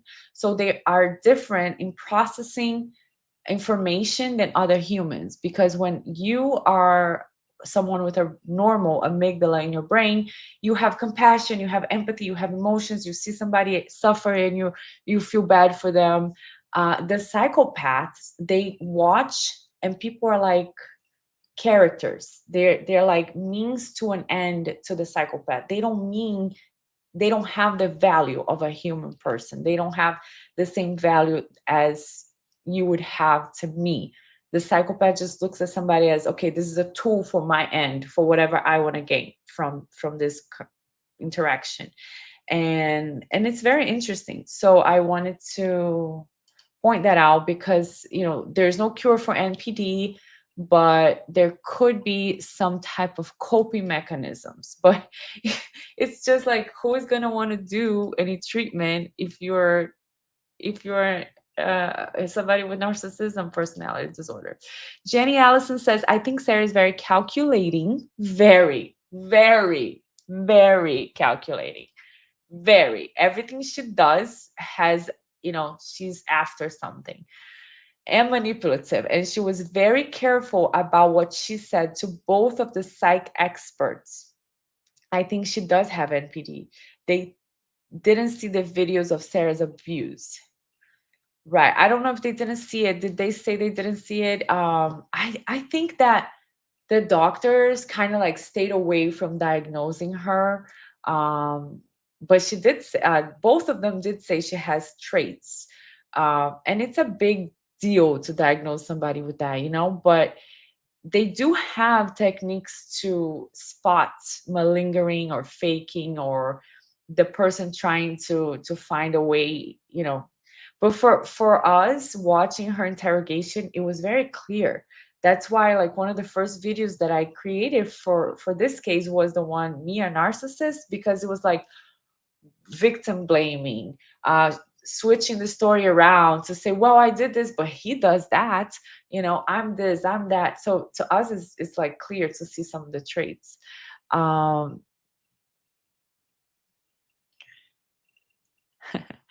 Okay, so let's see here. Let's go back to the text messages. We're almost done with the text messages anyway. And, or this is the slide. Okay, this is the slide. So let me just see this next slide here. Discard abuse. Okay, the discard phase is when the person really doesn't try to hide anymore the abuse. There's no love bombing. There's either with somebody else already, or they are, they're fine that you're not going to be part of their life anymore. And Sarah displays a huge amount of cruelty at every single stage except the when she's saying call me, the love bombing and all that. But her discard is powerful. So let me just go over this one. So she does have a lot of threats that she uses to gain power and control with him. She takes things, right? Or she says, you have my things. And this is something that I've experienced too. When the person that likes to be in the cycle of abuse with you, when they are in the good phase and the attention and the love bombing and making you feel like you're so great, they will sometimes go to your house and leave something there. Oh, I forgot this, but don't worry, I'll go pick it up. It's a form of control. If it is this type of relationship, at least in my experience, it has been. I'm like, no, no, just take your things, because I know tomorrow you're going to call me the worst names in the whole world, and then you're going to want to come back and pick up your stuff. I prefer that you just take your stuff today, please. Thank you. Projection is when you tell someone that they are something that you are, right? So Sarah says to George, no, Sarah says to George, you took my things. And in the meantime, she has his documents, she has his things. The inability to receive criticism or look at oneself, no matter how evident the thing is, right? There's a video of you literally murdering someone. You have him in a suitcase, he's begging for his life, and you didn't let him out. But it wasn't my fault. It wasn't intentional. So, no matter how clear the fact is in your face, the inability of receiving criticism, of admitting that one person is wrong, is very specific here. And then this is another sign. This is a lot of borderline. Going down low to provoke the worst things, such as using an innocent family member, right? How can I hurt you the most? Because even I've been into arguments with this person before. the person that I'm thinking about. And I'm like, okay, you know what? This is not fair. I'm gonna call you some names too. But I would not, I haven't been able to go down low as to say, you know, that person, you know, that thing that you love the most, let me use this to hurt you right now. And that is something that you see Sarah doing when she says your kids are worthless, your first, it's just down low. It's going below cruel to obtain the pain in somebody. You want to see that person suffer, and there is no limit to what you will do. And I think that the reason why I put this on the borderline is because it's when somebody splits, they see red, and sometimes you ask them, do you remember when you called me this? And they're like, I never called you that. I'm like, what? What? Do you remember when you slapped me in the face? I only did that because you drove me crazy. It's your fault. Oh, okay. All right. I gotta go. Right. Um, okay, so let's see some of your comments here. Elaine McKenzie says, does anyone think Sarah could have borderline PD? She's very much like, I hate you, don't leave me. I did put some of her text messages here under. Look at this, guys. Stop talking about borderline for a second. Look at this face. Whisper. Look at this face. I love you. I love you. Say hi, everybody. Rah, rah, rah, rah. So I did see some borderline traits.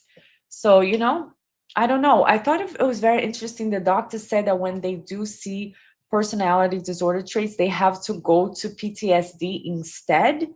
I have to rewatch that because I thought that was very interesting. Does that mean that everybody's just diagnosed with PTSD and forget about being a freaking borderline abuser or NPD abuser?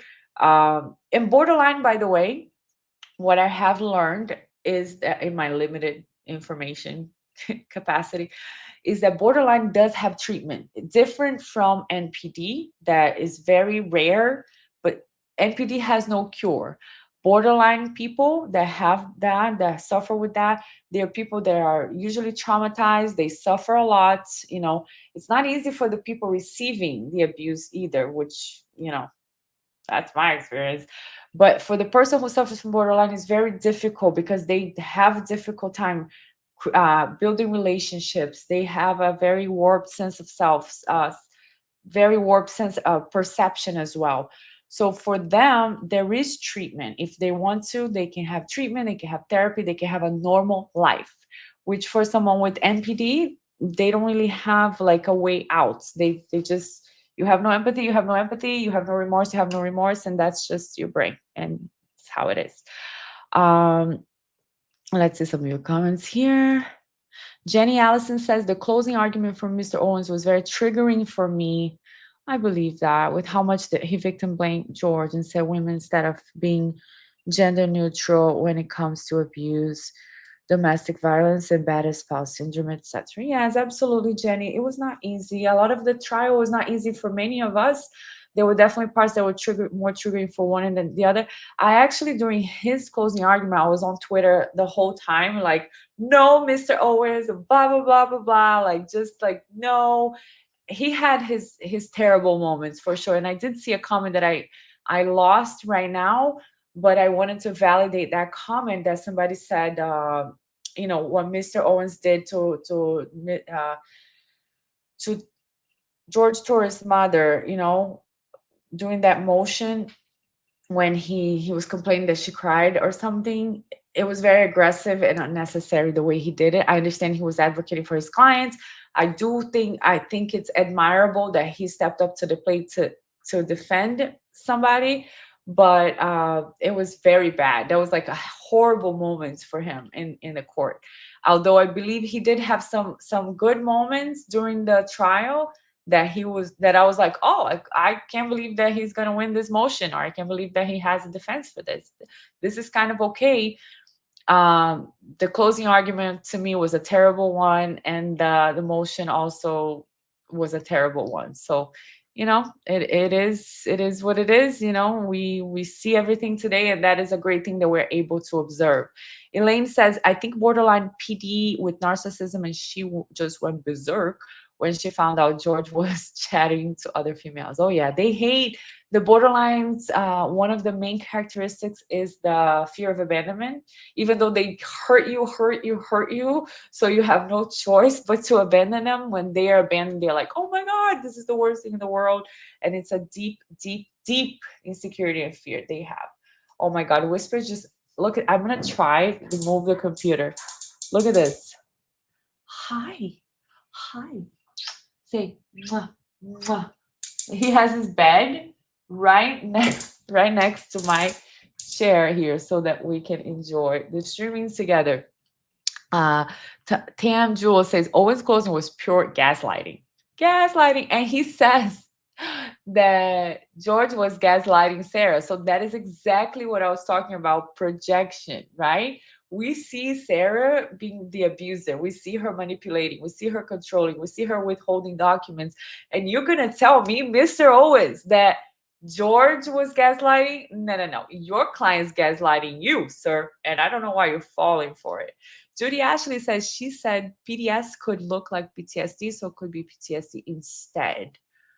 Fine. Fine. Fine. I have to respect the doctor's opinions.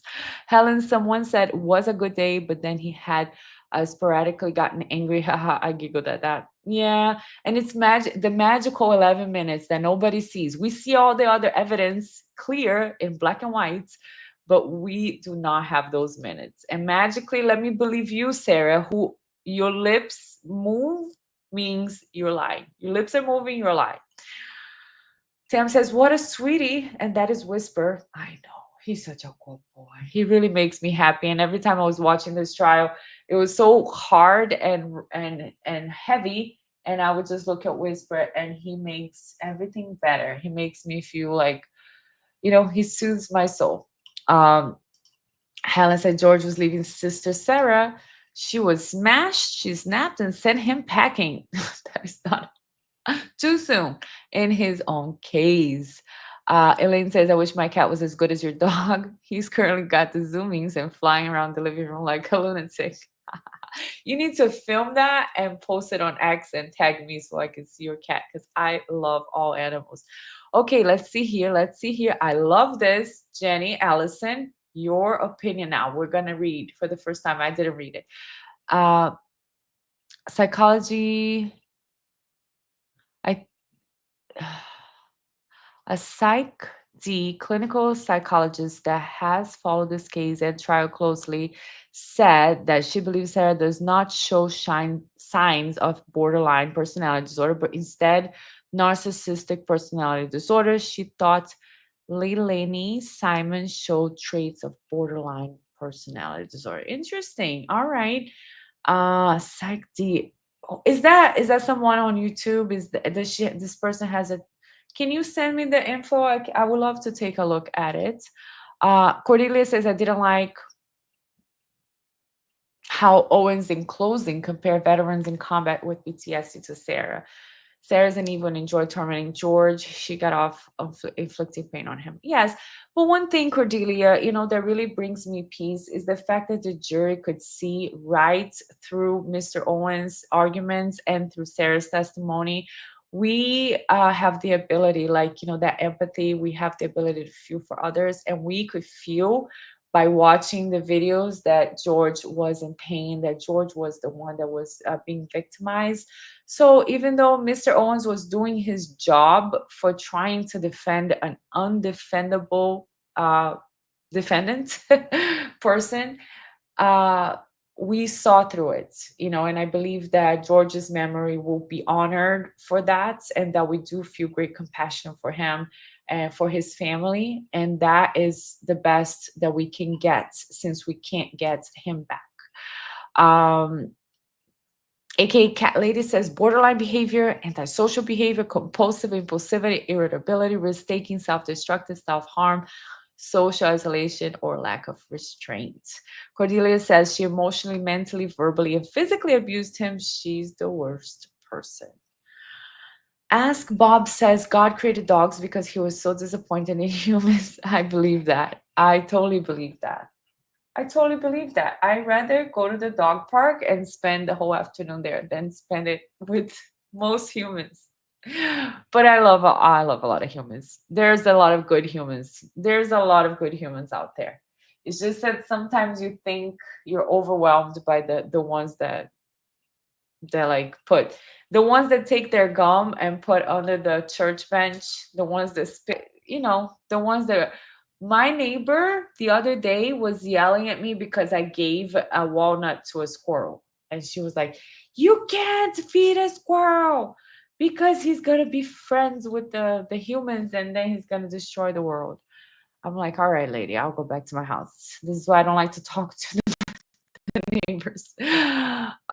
Okay. Judy says she most definitely has borderline traits. Tam, I'm sorry, Tam. Social psychopaths have no real emotions. It's all an act. Exactly. They're pretending. They watch and they mirror. They watch and they mirror because they don't have the ability to feel. They're like, oh, how does it feel to be happy for somebody else? Ooh, that's how it feels. Okay, I'll pretend to do that. And they learn from a very early age that they're different than other humans. So they learn how to act. It's very interesting. Um, so it's all an act, and some can pull it better than others. Pull it off. They can get amazing charmers. It's all practice and learned behavior. Nothing is real with Sarah. Uh, Helen says, I have my pug, Peggy Sue. She's my soulmate. Post a picture on Twitter, please. My handle is Bianca MM, I believe. Um, so Judy says there are personality disorder clusters where there's a combination. Very interesting stuff. Okay, so let's go back to the text message, see where we are at. And we are at 1.5 speed, so let me know if it's too fast so that we can get through it. Or is he done? Is that it? I mean, it's not it, but I mean, it's a lot. Sarah's out of touch, so out of touch with how empathy works that she can't. Objections overruled. That's right. Oh no, that was an objection. We paused I'm at an already showered objection. and dressed. Mom Jorge to owner. Hello? Text from Anna to owner. You're rude as hell, but okay. Owner to Anna. Your dad is a POS, but okay. At least you know and will stop calling owner to Anna. Futile. Anna to owner. CTFU as you are a piece of shit, but that's God's business, not mine. Have a good day, Kokor. Since you like to switch it up, I'll do the same. Don't text me back either, fake ass.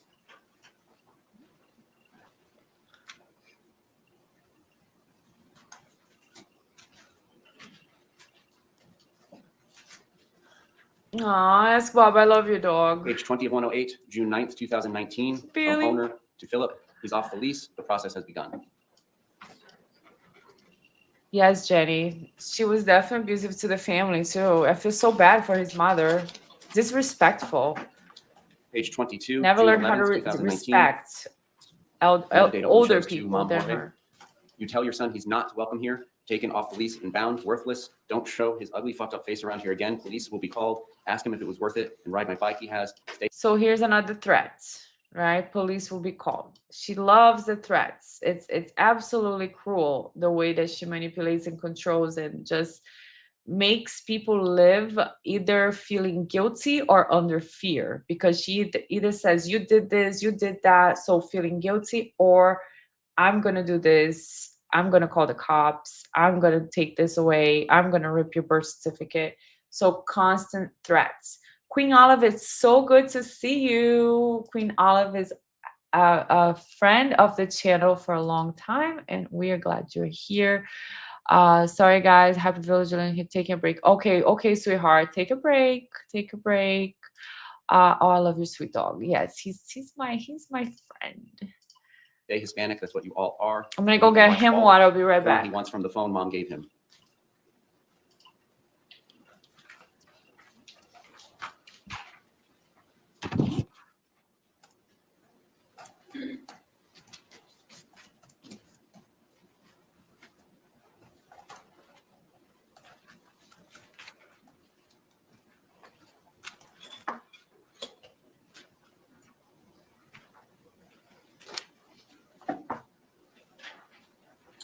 Page 26, June 14th, 2019, 11:38:56 p.m. To Mom Jorge. Wow, congrats. Blackouts and boring. We wanted to see him. Hot house, 7 people. Mission to work on my bike, repeat. Candy Crush, fuck himself, shit job, repeat. She's so mature too. Like, lady, you're 40 something. Same page, June 15th, 2019, 7:37 p.m., 48 seconds. To Melissa, just an FYI, if my place gets effed up, I'm letting you know. He's in jail. Thanks for the prompts. I'm at my ex's house. Please don't let this reflect on me as a tenant. You said to call cops. Not me, it's all you. We're both proud now. I consider you my friend.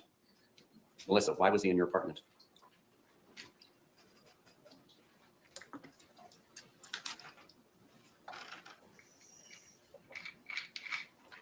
Sarah thought the family didn't like her because she had blue eyes and fair skin.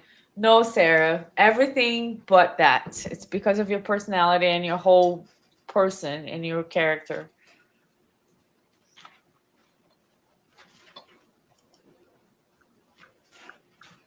We did see some parts where in the breaks where we saw her face, and I'm gonna clip Page that. 38, notes. Creation time, June 26, 2019, 5:56:57 a.m. Yes, Helen. 6:14, X videos, 10:03 a.m. Sarah Banks, 53 Bank, 6:13. Metro activation, 6:12. Skipping down. X videos, 6:2, 6:13 p.m. X videos, 6:1. X videos, 5:31, 9:56 a. Who's Christine? Friend FB. Going to meet up? Question. Calling her beautiful? Question. Said she thought you were avoiding her when down here. Said no, I was not beautiful. FB-nonchalant Quay. Thanks for adding me. You are exquisite. Facebook messaging to Neil, 6:13, 9:42. George trying to get out. For FB, Pamela Trying to Erickson, spread sending his pictures of wings. yourself, telling her good morning, 7:14, 12:13 a.m. Yes, he should have. FB-Crystal, going to woo her, sweep her off her feet, going to change her mind. Luck is my middle name. Sent her pics, kiss emojis. Called her beautiful after returning to the convo. Said you had to pick up your brother. Mom. Sent pics of beer. Sent her struts, could have been me. Sent her songs, but not me. Messaged bunny kiss emojis, convo. Sent puppy kiss emoji. Would love to take her out and see a movie. Told her about what we do in the shadows. Would love to watch Creed 2 with her. Want to snuggle with her and eat popcorn. Sent heart hugging animal emoji. Want to play a board game with her. Asked to FaceTime call her. Called her amazing. Messaging at 7:30 a, 6:14, 6:15, 2 days. FB-Crystal, liking all her posts. Quote, losing someone who doesn't respect or appreciate you is actually a gain, not a loss. Can't compare me to the next girl because there is no competition. I'm one of a kind. One thing is for sure, okay? Sarah is correct. Losing someone who doesn't respect you or appreciate you is actually a gain, not a loss, right? What is that saying? Something about God's blessing, like God's, you guys will know. Please let me know in the chat if you know what I'm talking about. It's like when, when God doesn't give you what you want, what you ask, it's sometimes it's actually a blessing. I can't remember things right now. But another thing Sarah is correct here is when she says, I'm one of a kind. That's real. Yeah, Sarah, you're definitely one of a kind. That's true. Kind, and that's real. Send her bunny emojis, but not me. Sarah's wild AF. Continuing on to page 39. She's such Same a note. child, a cruel. I found everything on your phone, all your messenger texts, telling Christine you want to meet up with her when she's here, calling her beautiful, thanking nonchalant Quay for adding you, and calling her exquisite, telling Pamela Erickson good morning and sending pictures at 12:38 a.m. Rejection, Messaging God's Neil, protection. and Yes. convo with Crystal. Seeking How dare you? Northful. Send Thank pictures you, wearing my God. wedding ring. You are a cheating, lying scumbag. I will never trust you. Why don't you put your Rejection, mugshot God's up, or I will, since I have your phone, and log in and tell everyone why you're in jail for the third time. Let them know you beat your wife. Look at that. The control, the threats, the manipulation is just so sucking. It's draining. Like, you wonder why nobody likes you, Sarah? It's because of you. It's because of you, because you're nasty.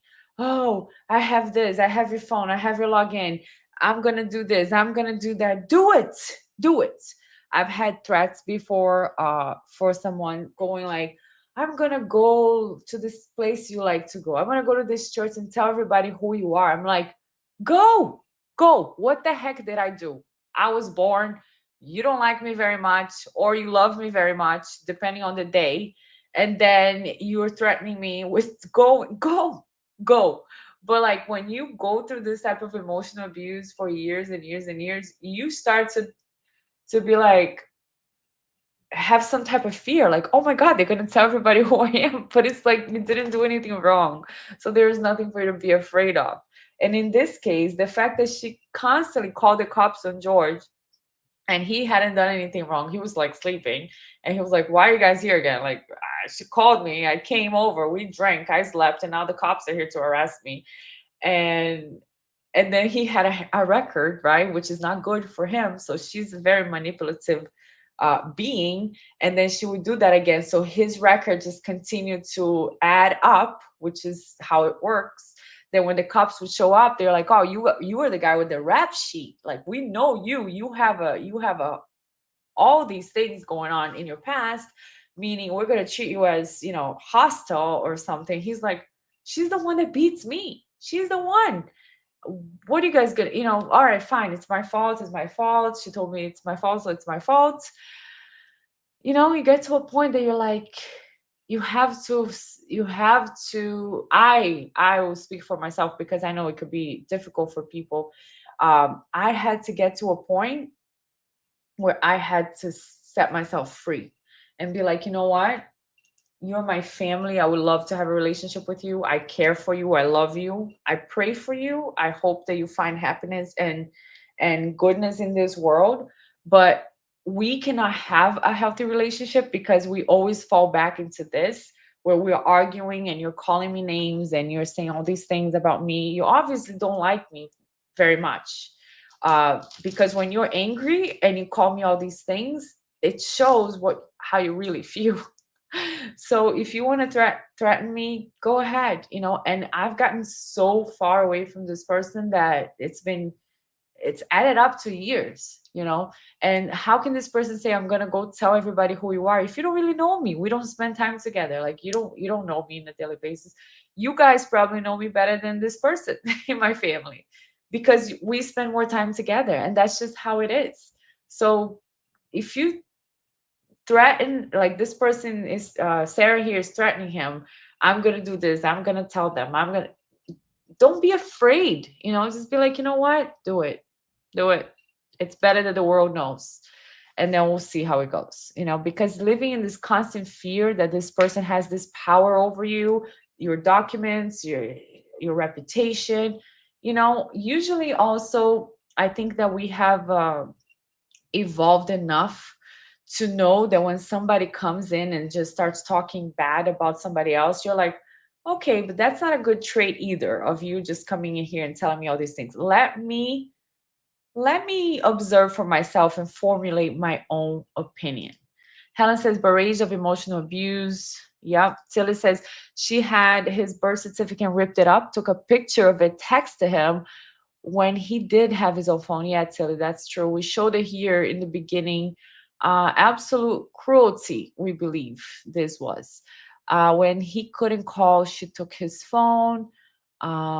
It's part of this smear campaign. Poor George. That's true. I had forgotten about this term, seeking North Node. The smear campaign. Exactly. That's what it is. I'm going to tell other people about you. I'm going to tell other people, how terrible you are. Okay, fine. Helen, someone says not intentional. Know that, Sarah Boone. I posted on Twitter. I like to call it Twitter. Fine, X. I posted on X. Sarah is spotted leaving court screaming, "It wasn't intentional," after conviction. Cordelia says, "Do you think the judge will say something to Sarah sentencing now that she's convicted?" I hope so. I believe he is, because that is very common nowadays for the judges to do that during sentencing. I believe he will, because he had to restrain himself this whole time and receive her letters as well. And I hope he will, because he's a fantastic human being. He seems to be very proper, and I believe that whatever he says will be very proper. I was thinking even about going, but I don't know. Queen Olive says, "I wish George would have gotten away from her. Rest in peace, George." Yes, I do wish. And this is why I love making these videos, because I hope with the information helps someone. You see the traits, you see the things, and you're like, "Okay, let me rethink this. Let me rethink this." Helen says, "Never done an honest day's work with her drink soaked life." Uh, Elaine says, "One of a kind." Hey, thanks, Evans, for that. She's one of a kind. She's right. She's definitely one of a kind. One of a kind piece of what? Jenny Allison says, with all these text messages and notes in her phone, it seems that Sarah's main goal and plan in life was to control George, ruin and make his life miserable and drink. Yeah, she really enjoyed that. She really did enjoy that. And that is cruel. That is sadistic. That is something, it's a trait from psychopathy. It's not a trait from borderline, it's not a trait from NPD. A little bit of NPD maybe. But they say not all people with NPD, with narcissistic personality disorders, are psychopaths, but all psychopaths have narcissistic personality disorder. And the cruelty and the sadistic nature of some of her actions are very scary, are very out there. They're like beyond the pale, beyond narcissism. But it's just a trait, right? I'm not diagnosing anybody. Remember that, guys. Hypernika says Judge was constantly asking Sarah if she was happy with her defense, so any chance of appeal on this basis would be denied too. Yeah, that was fantastic of him. And I was surprised that she was like, yeah, very happy with everything. I agree. I agree. I agree. And I think it's because she got her attention. And that's what's fascinating to me in the psychology of Sarah's behavior, guys, because the attention to her, her moment in court, her testifying, her outfit, her snacks, her her moment was more important to her. Her having a defense team, the doctors talking about her, the defense attorney talking about how she was the victim. All of that was more important to Sarah than her freedom, because anyone with any type of self-awareness and being able to view reality would say, Sarah, take the plea. It's a gift. You're not going to get anything better than that. We've seen the videos. There is evidence. And she didn't take it. So her desire for attention was stronger than that. Ask Bob says, Bianca, how much does alcohol abuse play into these disorders? A lot. All of these disorders have as a symptom alcohol abuse, drug addiction, all kinds of things like that, because it makes sense, right? For these disorders, NPD, for example, borderline, for example, NPD, the person has a sense of grandiosity due to a fragile ego, meaning a lack of identity, a lack of sense of identity, sense of belonging. They need to overcompensate. So the person is empty since an early age, whether that was something they were born with or something they developed in their brain, they have that emptiness inside. So it's natural for someone to try to fill that gap through the use of alcohol and drugs, through promiscuity, through overeating, any type of addiction, any type of thing that will fulfill their soul. But unfortunately, none of those things will fulfill their soul. So they will continue to. And then the person with narcissistic personality disorder, they will find uh, hosts. They will literally find people that they will suck their energy from. And that's how they start to feed themselves. But it's temporary, right? So the person with borderline, a lot of their symptoms come from trauma from childhood and very difficult situations, which cause PTSD in the future. And it's very common for people with trauma also to go to alcohol. And then, after a certain point that you go to alcohol over and over again, and if you're not born an alcoholic, you develop alcoholism, you develop alcohol tolerance, and your brain literally changes. And there's proof of that when people develop addiction, that their brain receptors grow because they need more and more and more stimulation to be okay or to receive pleasure. And that's why people develop alcohol tolerance. They drink more and more and they don't get the same effect they used to. Corina says, this judge was so fair. I loved him. I loved him. I loved him. Loved him. Loved him. Loved him. Uh, Tilly, I believe it's Divine, but if I mispronounce it, let me know, Tilly. I wish Sarah and her defense would not present additional arguments after his family does their survival stories. They'll make it so awkward. Yeah, I know. And Mr. Owens, he was like, I'm out of here. Like, I'll be here for the sentencing, but miss me after that. Sarah, do not learn my address. Do not send me a letter. Bye. Bye, Felicia. Have fun. Helen says, yes, this is for George Justice Prevail. Yes, absolutely. Elaine says, I bet Sarah misses her little pink shorts more than she misses George.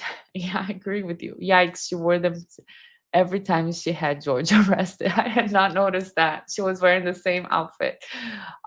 Jenny says, I think Judge Koenig will have a good speech for her and hopefully sentence her to life. I think he was secretly doing fist bumps under the desk during prosecution's closing arguments. Great judge. And great closing argument from prosecution. Great closing argument. Helen says sadistic stuff disturbed me too. Absolutely. Uh, Tilly says the videos they presented as defense were what really made it beyond clear what was going on for me. Okay. Karina says, don't forget to like and subscribe to help the algorithm. Yes, guys, please. It helps me to be motivated enough to make these videos. And I am so glad for all your support. We hit like over 41,000 subscribers. And I am so grateful for that. Thank you so much because I love spending time here with you. Helen says she loved every minute in that court. Yes, she was like, are you looking at me? Oh my god. I'm like the center of attention. Yes, guys. I love you too. Oh no, call me later. I'm gonna release a video that was one of her last motions before the trial, and she's literally acting like this. Um Hyper Nikki says she is in for a Scotch as prison is going to be very different from jail. Elaine McKenzie, I doubt the judge is going to go easy on her. He's going to show her how precious that plea deal was. Ah, Judy Ashley says cluster B, that's Sarah. The whole section of the DSM book that says cluster B, these are the disorders. Sarah Boone, Sarah Boone, Sarah Boone, Sarah. I'm kidding. I'm not a doctor. Not a doctor. I'm studying. Hypernica says Sarah's in for shock. Oh, I saw that. I saw that. I saw that. She's full of Chardonnay. She's full of Chardonnay. Tilly says the narcissistic injury was probably frequent with her, causing some escapism. Look at you guys, all scientific, going all scientific here with the language. Let me grab Whisper. Hi, Whisper. He has a bed for the table because he's a little spoiled, this guy. Judy says BPD narcissist antisocial. Yes. Helen says that voice on the video of her triggered me. I try not to watch those parts. Good, good. Don't. Yeah, I agree. I don't like that either. It's very cruel. It's coming from a dark side. Elaine says, I wonder if her parents babied her throughout her life, and that's what she understands as love. Hence, why she was talking about treating George as a toddler. That's a complex question. Very complex question. Helen says, the evil in it. Yes. Cordelia says, do you think she'll be mad at Owens? Eventually, yes. I don't think she was yet. But when she gets a reality check, because I think she's now thinking, how else am I going to convince them that I'm right? Like, appeal. Okay, let's do appeal. Let's write to the judge. Let's write about how when they read the text messages I wrote, the problem was their tone. You guys remember? You remember? Mr. Owens had to literally tell the judge that Sarah Boone had a problem with the tone the prosecutor used while reading these text messages we're going through right now. So the problem in Sarah Boone's mind is not that she was abusive in these text messages. The problem is the tone they read it make her seem like she was abusive. She's going to be stalking Owens to his grave. Yes, Elaine, I believe that's correct. What is this box, honey? It's another box of letters from Sarah Boone from prison. But we moved 500 times. She always finds me, honey. I want a divorce. Cordelia says, you think she'll ask for an appeal? Oh, yeah. She's not giving up. She believes she's in the right. And I don't think her mind has the ability to perceive reality. She doesn't have the ability to understand she was in the wrong. She doesn't have the ability to accept her reality. And I believe she's going to continue screaming to whoever listens that she is in an unfair situation because it wasn't intentional. It wasn't intentional. Imran Makani says emptiness, bleeding, depersonalization, impulsivity, promiscuity, shaming, and punishing. Sounds like some borderline stuff. Um, Her parents died when she was young, Elaine. Oh, interesting. Okay. Oh, yeah, that's true. The doctor mentioned that real quick, but she couldn't get into it. One brother in prison, one brother in the Marines. Oh, wow. The Marines is like, miss me, miss me. Do not even talk about my name. Tilly says, I've never watched a trial before. This one was so educational. Tilly, welcome to the True Crime Trial Watchers Club. This is amazing. Yes, it's something that I'll tell people like, oh yeah, I do YouTube like true crime stuff, and they're like, okay. I'm like, yeah, that's what I watch for fun. I watch trials, and they're like, why? Because it's so interesting. It's educational. It's like it has a bunch of psychology and human behavior. And it's not every trial that I watch, but certain trials are very interesting. So I'm glad that you enjoyed it. And I do have a playlist in my channel, guys. If you ever want to rewatch the trial or a day where I cut all the breaks, I improved the audio, improved the image, I edited all of it, and it looks great. So SARAH Boone trial playlist in my channel. Go check it out. Judy says at the time of the arrest. Um, Thank you, Elaine, for the super chat. Yes, we got a super sticker, Whisper. We got a super stick. I'm gonna buy you treats. Only when I have super chats that I can buy you treats, Whisper. That's how it is. Julie says, I think he reads text voice, same voice from both. Yeah, it's totally fine. Let's go back right now to the text and pay attention in his tone. And she put you there because she couldn't take it anymore. I want nothing to do with you ever again. I've become a different person since you've been gone, with less stress, anxiety, and worry. I feel safe, comfortable, happier with you not here or seeing you at all. I can say through I do have heartbreak. Okay, so let me your phone. Thank you for always proving me right. Let me do the tone, right, Sarah? This is how you actually would sound. I just can't believe after everything I've done for you, including all I did to get you out of jail, you do this to me? This is cheating. As you like to say, you haven't stuck my in anybody.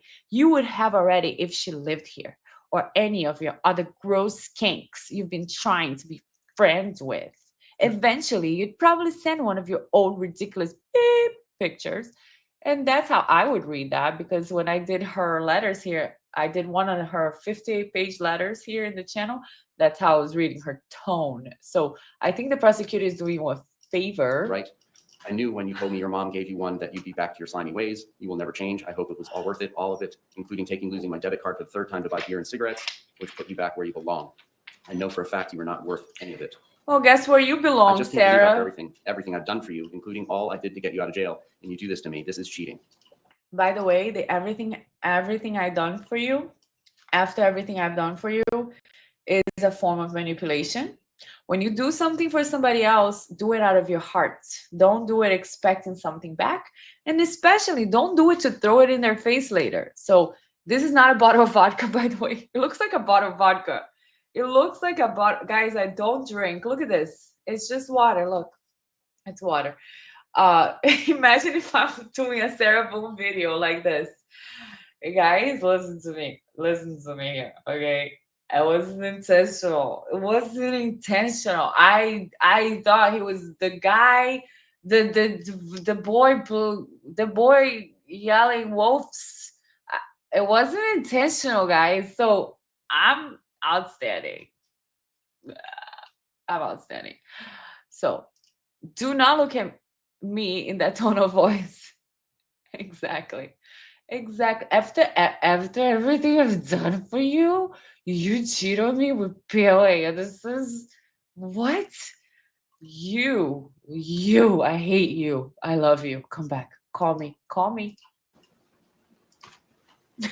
Goes on to page 40, goes on to page 41, and ends with never truly yours.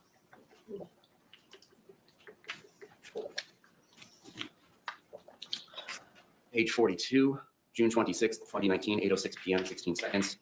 Outgoing from owner to Mo. Just wanted to let you know to tell Jorge I found all his messages, hissy face heart emojis with Crystal and other bitches on FB, along with all his porn after he swore to me he wasn't doing any of that anymore. I'm not doing anything more for him, and he will try and keep him in jail as long as I can.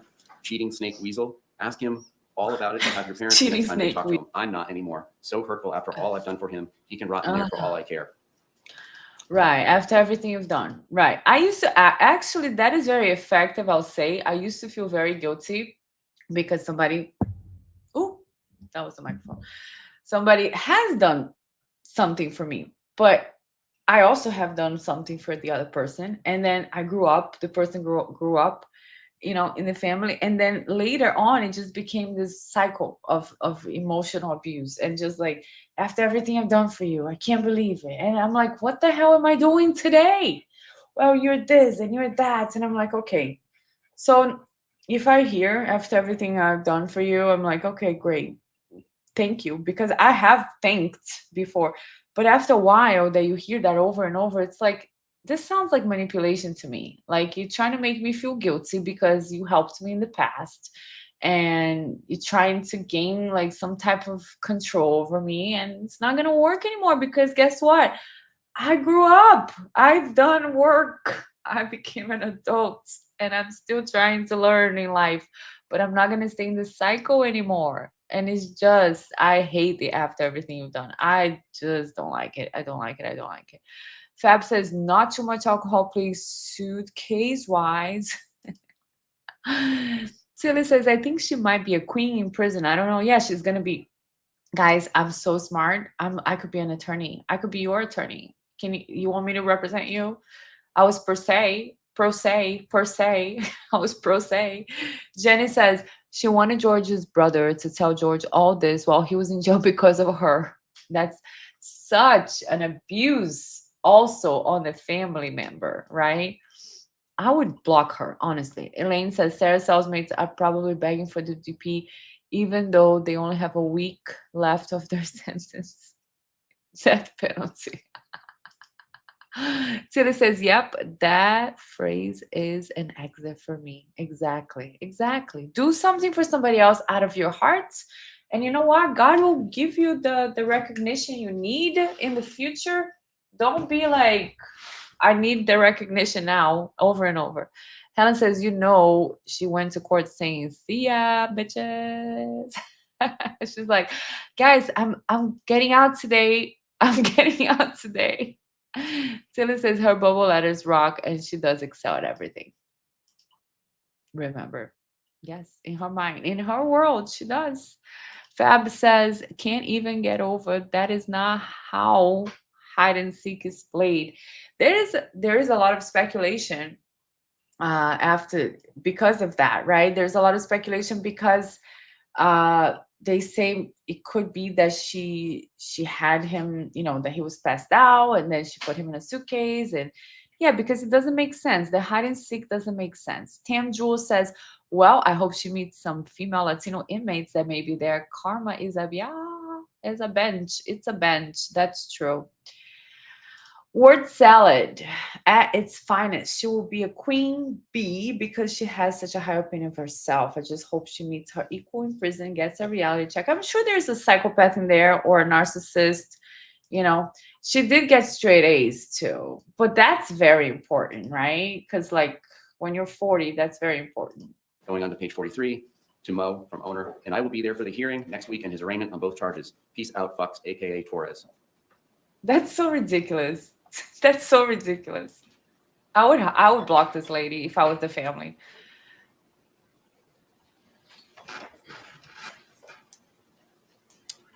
Same page 43, from owner to Mo, 6/26/2019, 9:59:14 p.m.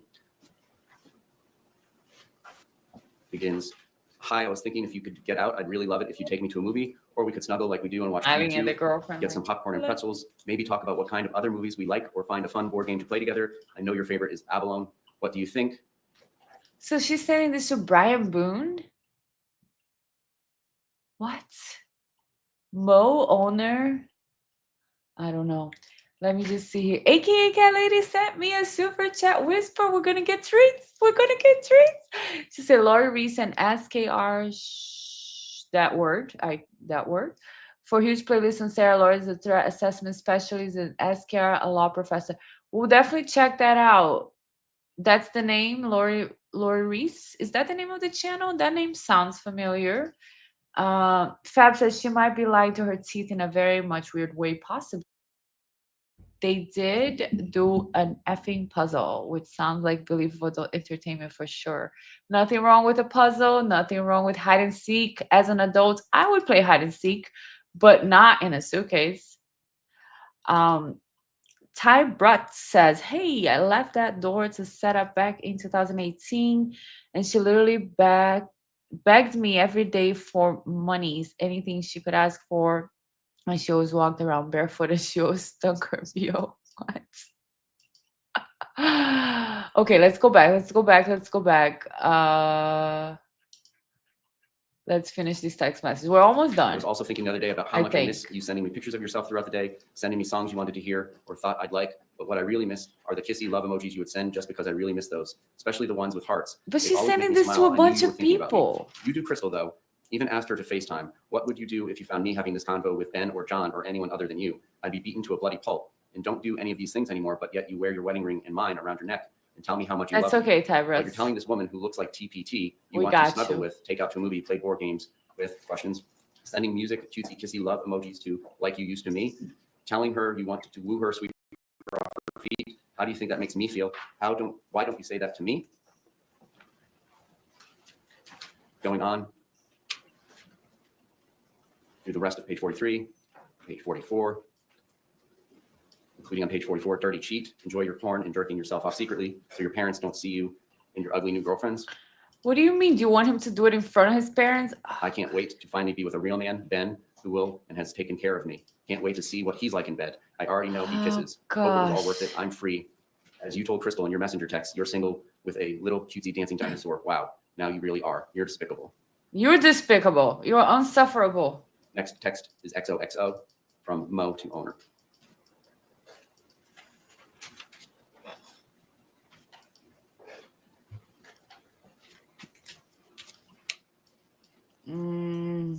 This is over. Page 50, 6/28, 2019, 10:55:47 p.m. from owner to Mo.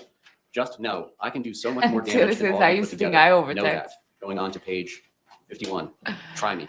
They love the huge paragraphs. I'm like, oh, do I have to read this?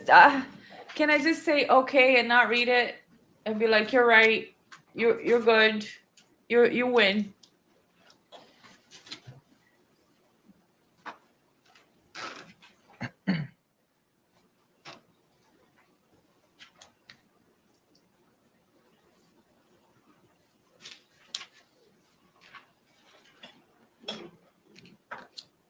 Page 72, July 20th, 2019, 11:11. You are number now. From Janice to owner.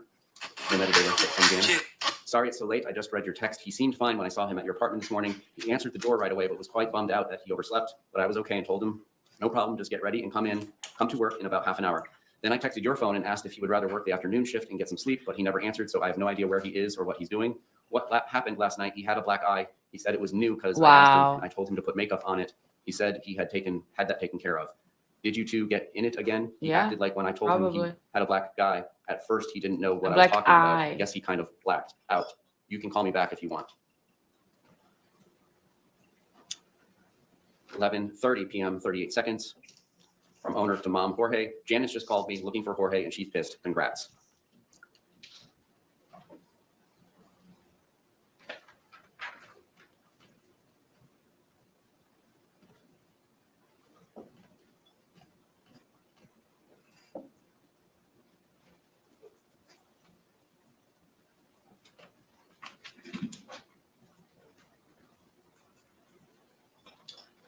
Page 82, 8/21, August 21st, 2019. From Jorge to owner. I love you, my friend, my love, my queen, my everything. Poor guy, poor guy.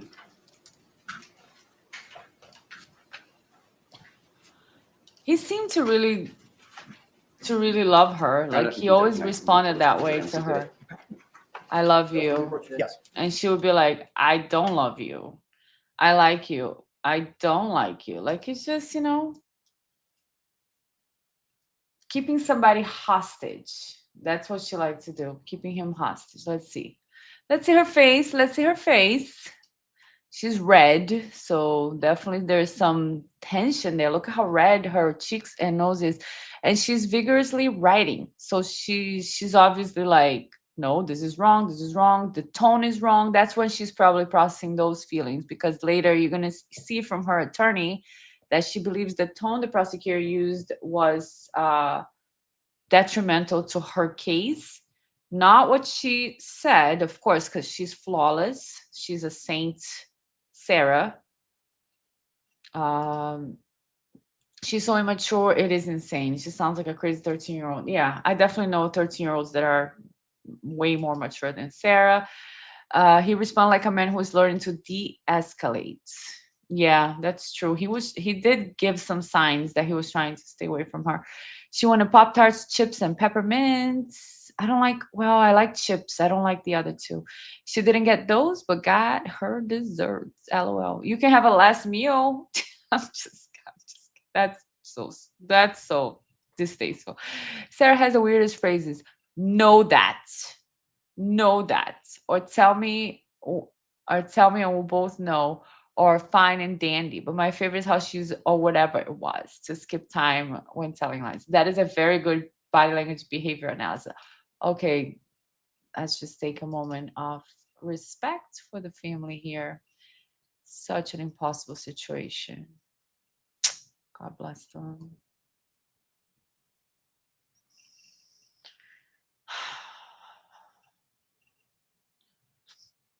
And she shows no remorse, respect. Look, she's vigorously writing, going through the attorney's papers.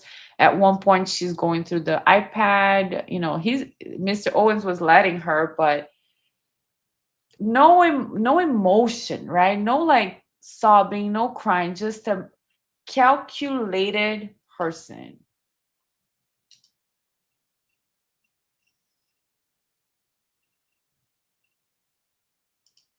Fab says, I realize narcissist is getting a bit overused nowadays, but well, this lady, bit of a textbook, bit of a textbook. Co-counsel busy, busy, busy, bee. I love that his brother was wearing Georgia State's hardware shirt. I did not notice that. Thank you for pointing it out, aka Cat Lady. That was awesome. It seems so inappropriate that she was still writing. Yes, like, have some respect. Have some.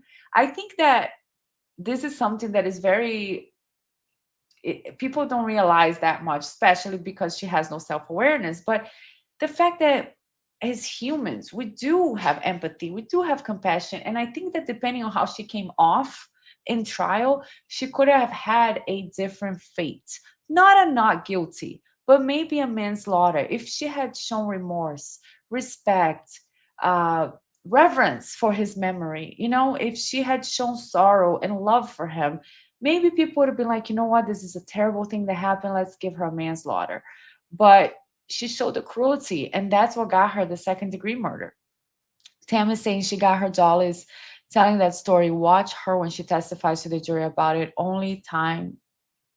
The only time she was truly broadcasting with pleasure about the particular topic. Shocking faces she made. Ugh. Yes, we're going to break down her Members of the jury, thank you testimony. for your patience. I just have a short instruction to read I'm to going you. to schedule Members of the that jury, the state showed you for portions of what us. was entered into as State's Exhibit 21. It is not the entirety of State's Exhibit 21. The entirety of State's Exhibit 1 will go back to you into the deliberation room with a laptop for you to review all the exhibits and text messages and the total conversations over and above what was highlighted by the state. With that, State, do you have any other witnesses, evidence, or testimony to provide? Your Honor, at this time, the state rests its rebuttal case. Woohoo! Anything further from the defense? Exactly, Fab. approach? Her ego wouldn't allow it. Okay. So that was it for the text messages, guys. We're about to end. So if you guys want to say anything at the end here, let me know. I will definitely read. I'll ask Bob. Thank you. I had not seen that. This is amazing. $20 super chat for Whisper and I. Belated happy birthday to the smartest, most talented, most beautiful woman on YouTube. Ask Bob is a fan I have. Okay, guys. So he's a friend of the channel for a long time. Not everybody says this. Ask Bob is so sweet and kind for giving me those wonderful words. Let me just see this slide here. I think I had a few more pages just to see what else we had. Okay, so some of the borderline traits, let me open here just to see if there's anything glaring that I want to point out. So here's some of the borderline traits: paranoia, suspicion, right? Suspicion of intentions of others, disassociation. Distorted perceptions is one of my favorites because it really clarified a lot for me to understand my relationships. Distorted perceptions. It's like, don't you see this is what happened? The person's like, no, that's what happened. I'm like, what? So interesting identity changes, impulsive behaviors, right? Uh, and then let's see. I'm helping out my dad. Are you serious? Are you serious? That's what happens. You're the one that kicked me out. Exactly. She did show some of that, the perception distortion here. Here I have, I'm coming over to get my stuff. Okay. That's when he says, I'm coming over with somebody. There was nothing. I didn't have anything. They saw me. They saw what I had in my hands. She says, I don't care. Uh, I don't care. They're not gonna babysit you. You're this. I don't believe you. So no matter what you say, no matter what the facts are, they're still going to negate that. Here is how Sarah would talk to his family members. Remember during the interrogation, Sarah said his family hates me. They will think I did it. Yes, because of how you treated them in the past. They were not a fan of yours. Sarah is unable to see her part on anything. She does not show remorse and seem to lack remorse and self awareness. Yes. She says she respects them, and then in the same breath, she calls them a B. So that shows a warped perception of reality. We went through those text messages. And then people with BPD may be all over the map during conversation, but urging them to get to the point quickly can be counterproductive. Try to help them separate facts and emotions. This is just a coping mechanism. Um, it's just difficult to reason. It's difficult to reason because people don't see the same way that you are seeing things. Another thing that I wanted to point out is the look what you made me do. And that's when she rips his birth certificate. Look what you made me do. Also, here, another thing is just know I can do so much more damage than all of you put together. Know that. And then I'm trying to find right here. I don't know if you guys can see in the bottom right hand side of the video is what I want to end this stream with. Before I do that, let me just take a look at some of your comments. Thank you so much, guys, for being here. Please don't forget to like, subscribe, and share the video. I'm going to finish with a phrase from George, so don't leave yet. 1 second. I am glad to see everybody. Karina says, so good to see you back again, Bianca. I missed you. I'm feeling a lot better now. Thank you very much. Hope to catch another live with you soon. Bob's not your only super fan. I love you, Karina. She's so awesome. She has been here since the beginning. Such a supportive friend. I'm going to read from George in a second. Jenny says, thank you again for doing this. I am looking forward to your next breakdown review. So happy I found the channel. Thank you. Hit the bell and then you get notification. I'm going to schedule a live to probably next week and again to go over her testimony, slowly so we can spend time together. Hell, I don't think Disney will be using Sarah Boone as a role model for their next princess. I agree. So thank you so much, everybody. She's a danger to the public. I agree. I enjoy watching your channel. I'm so happy we got justice for George. Amen.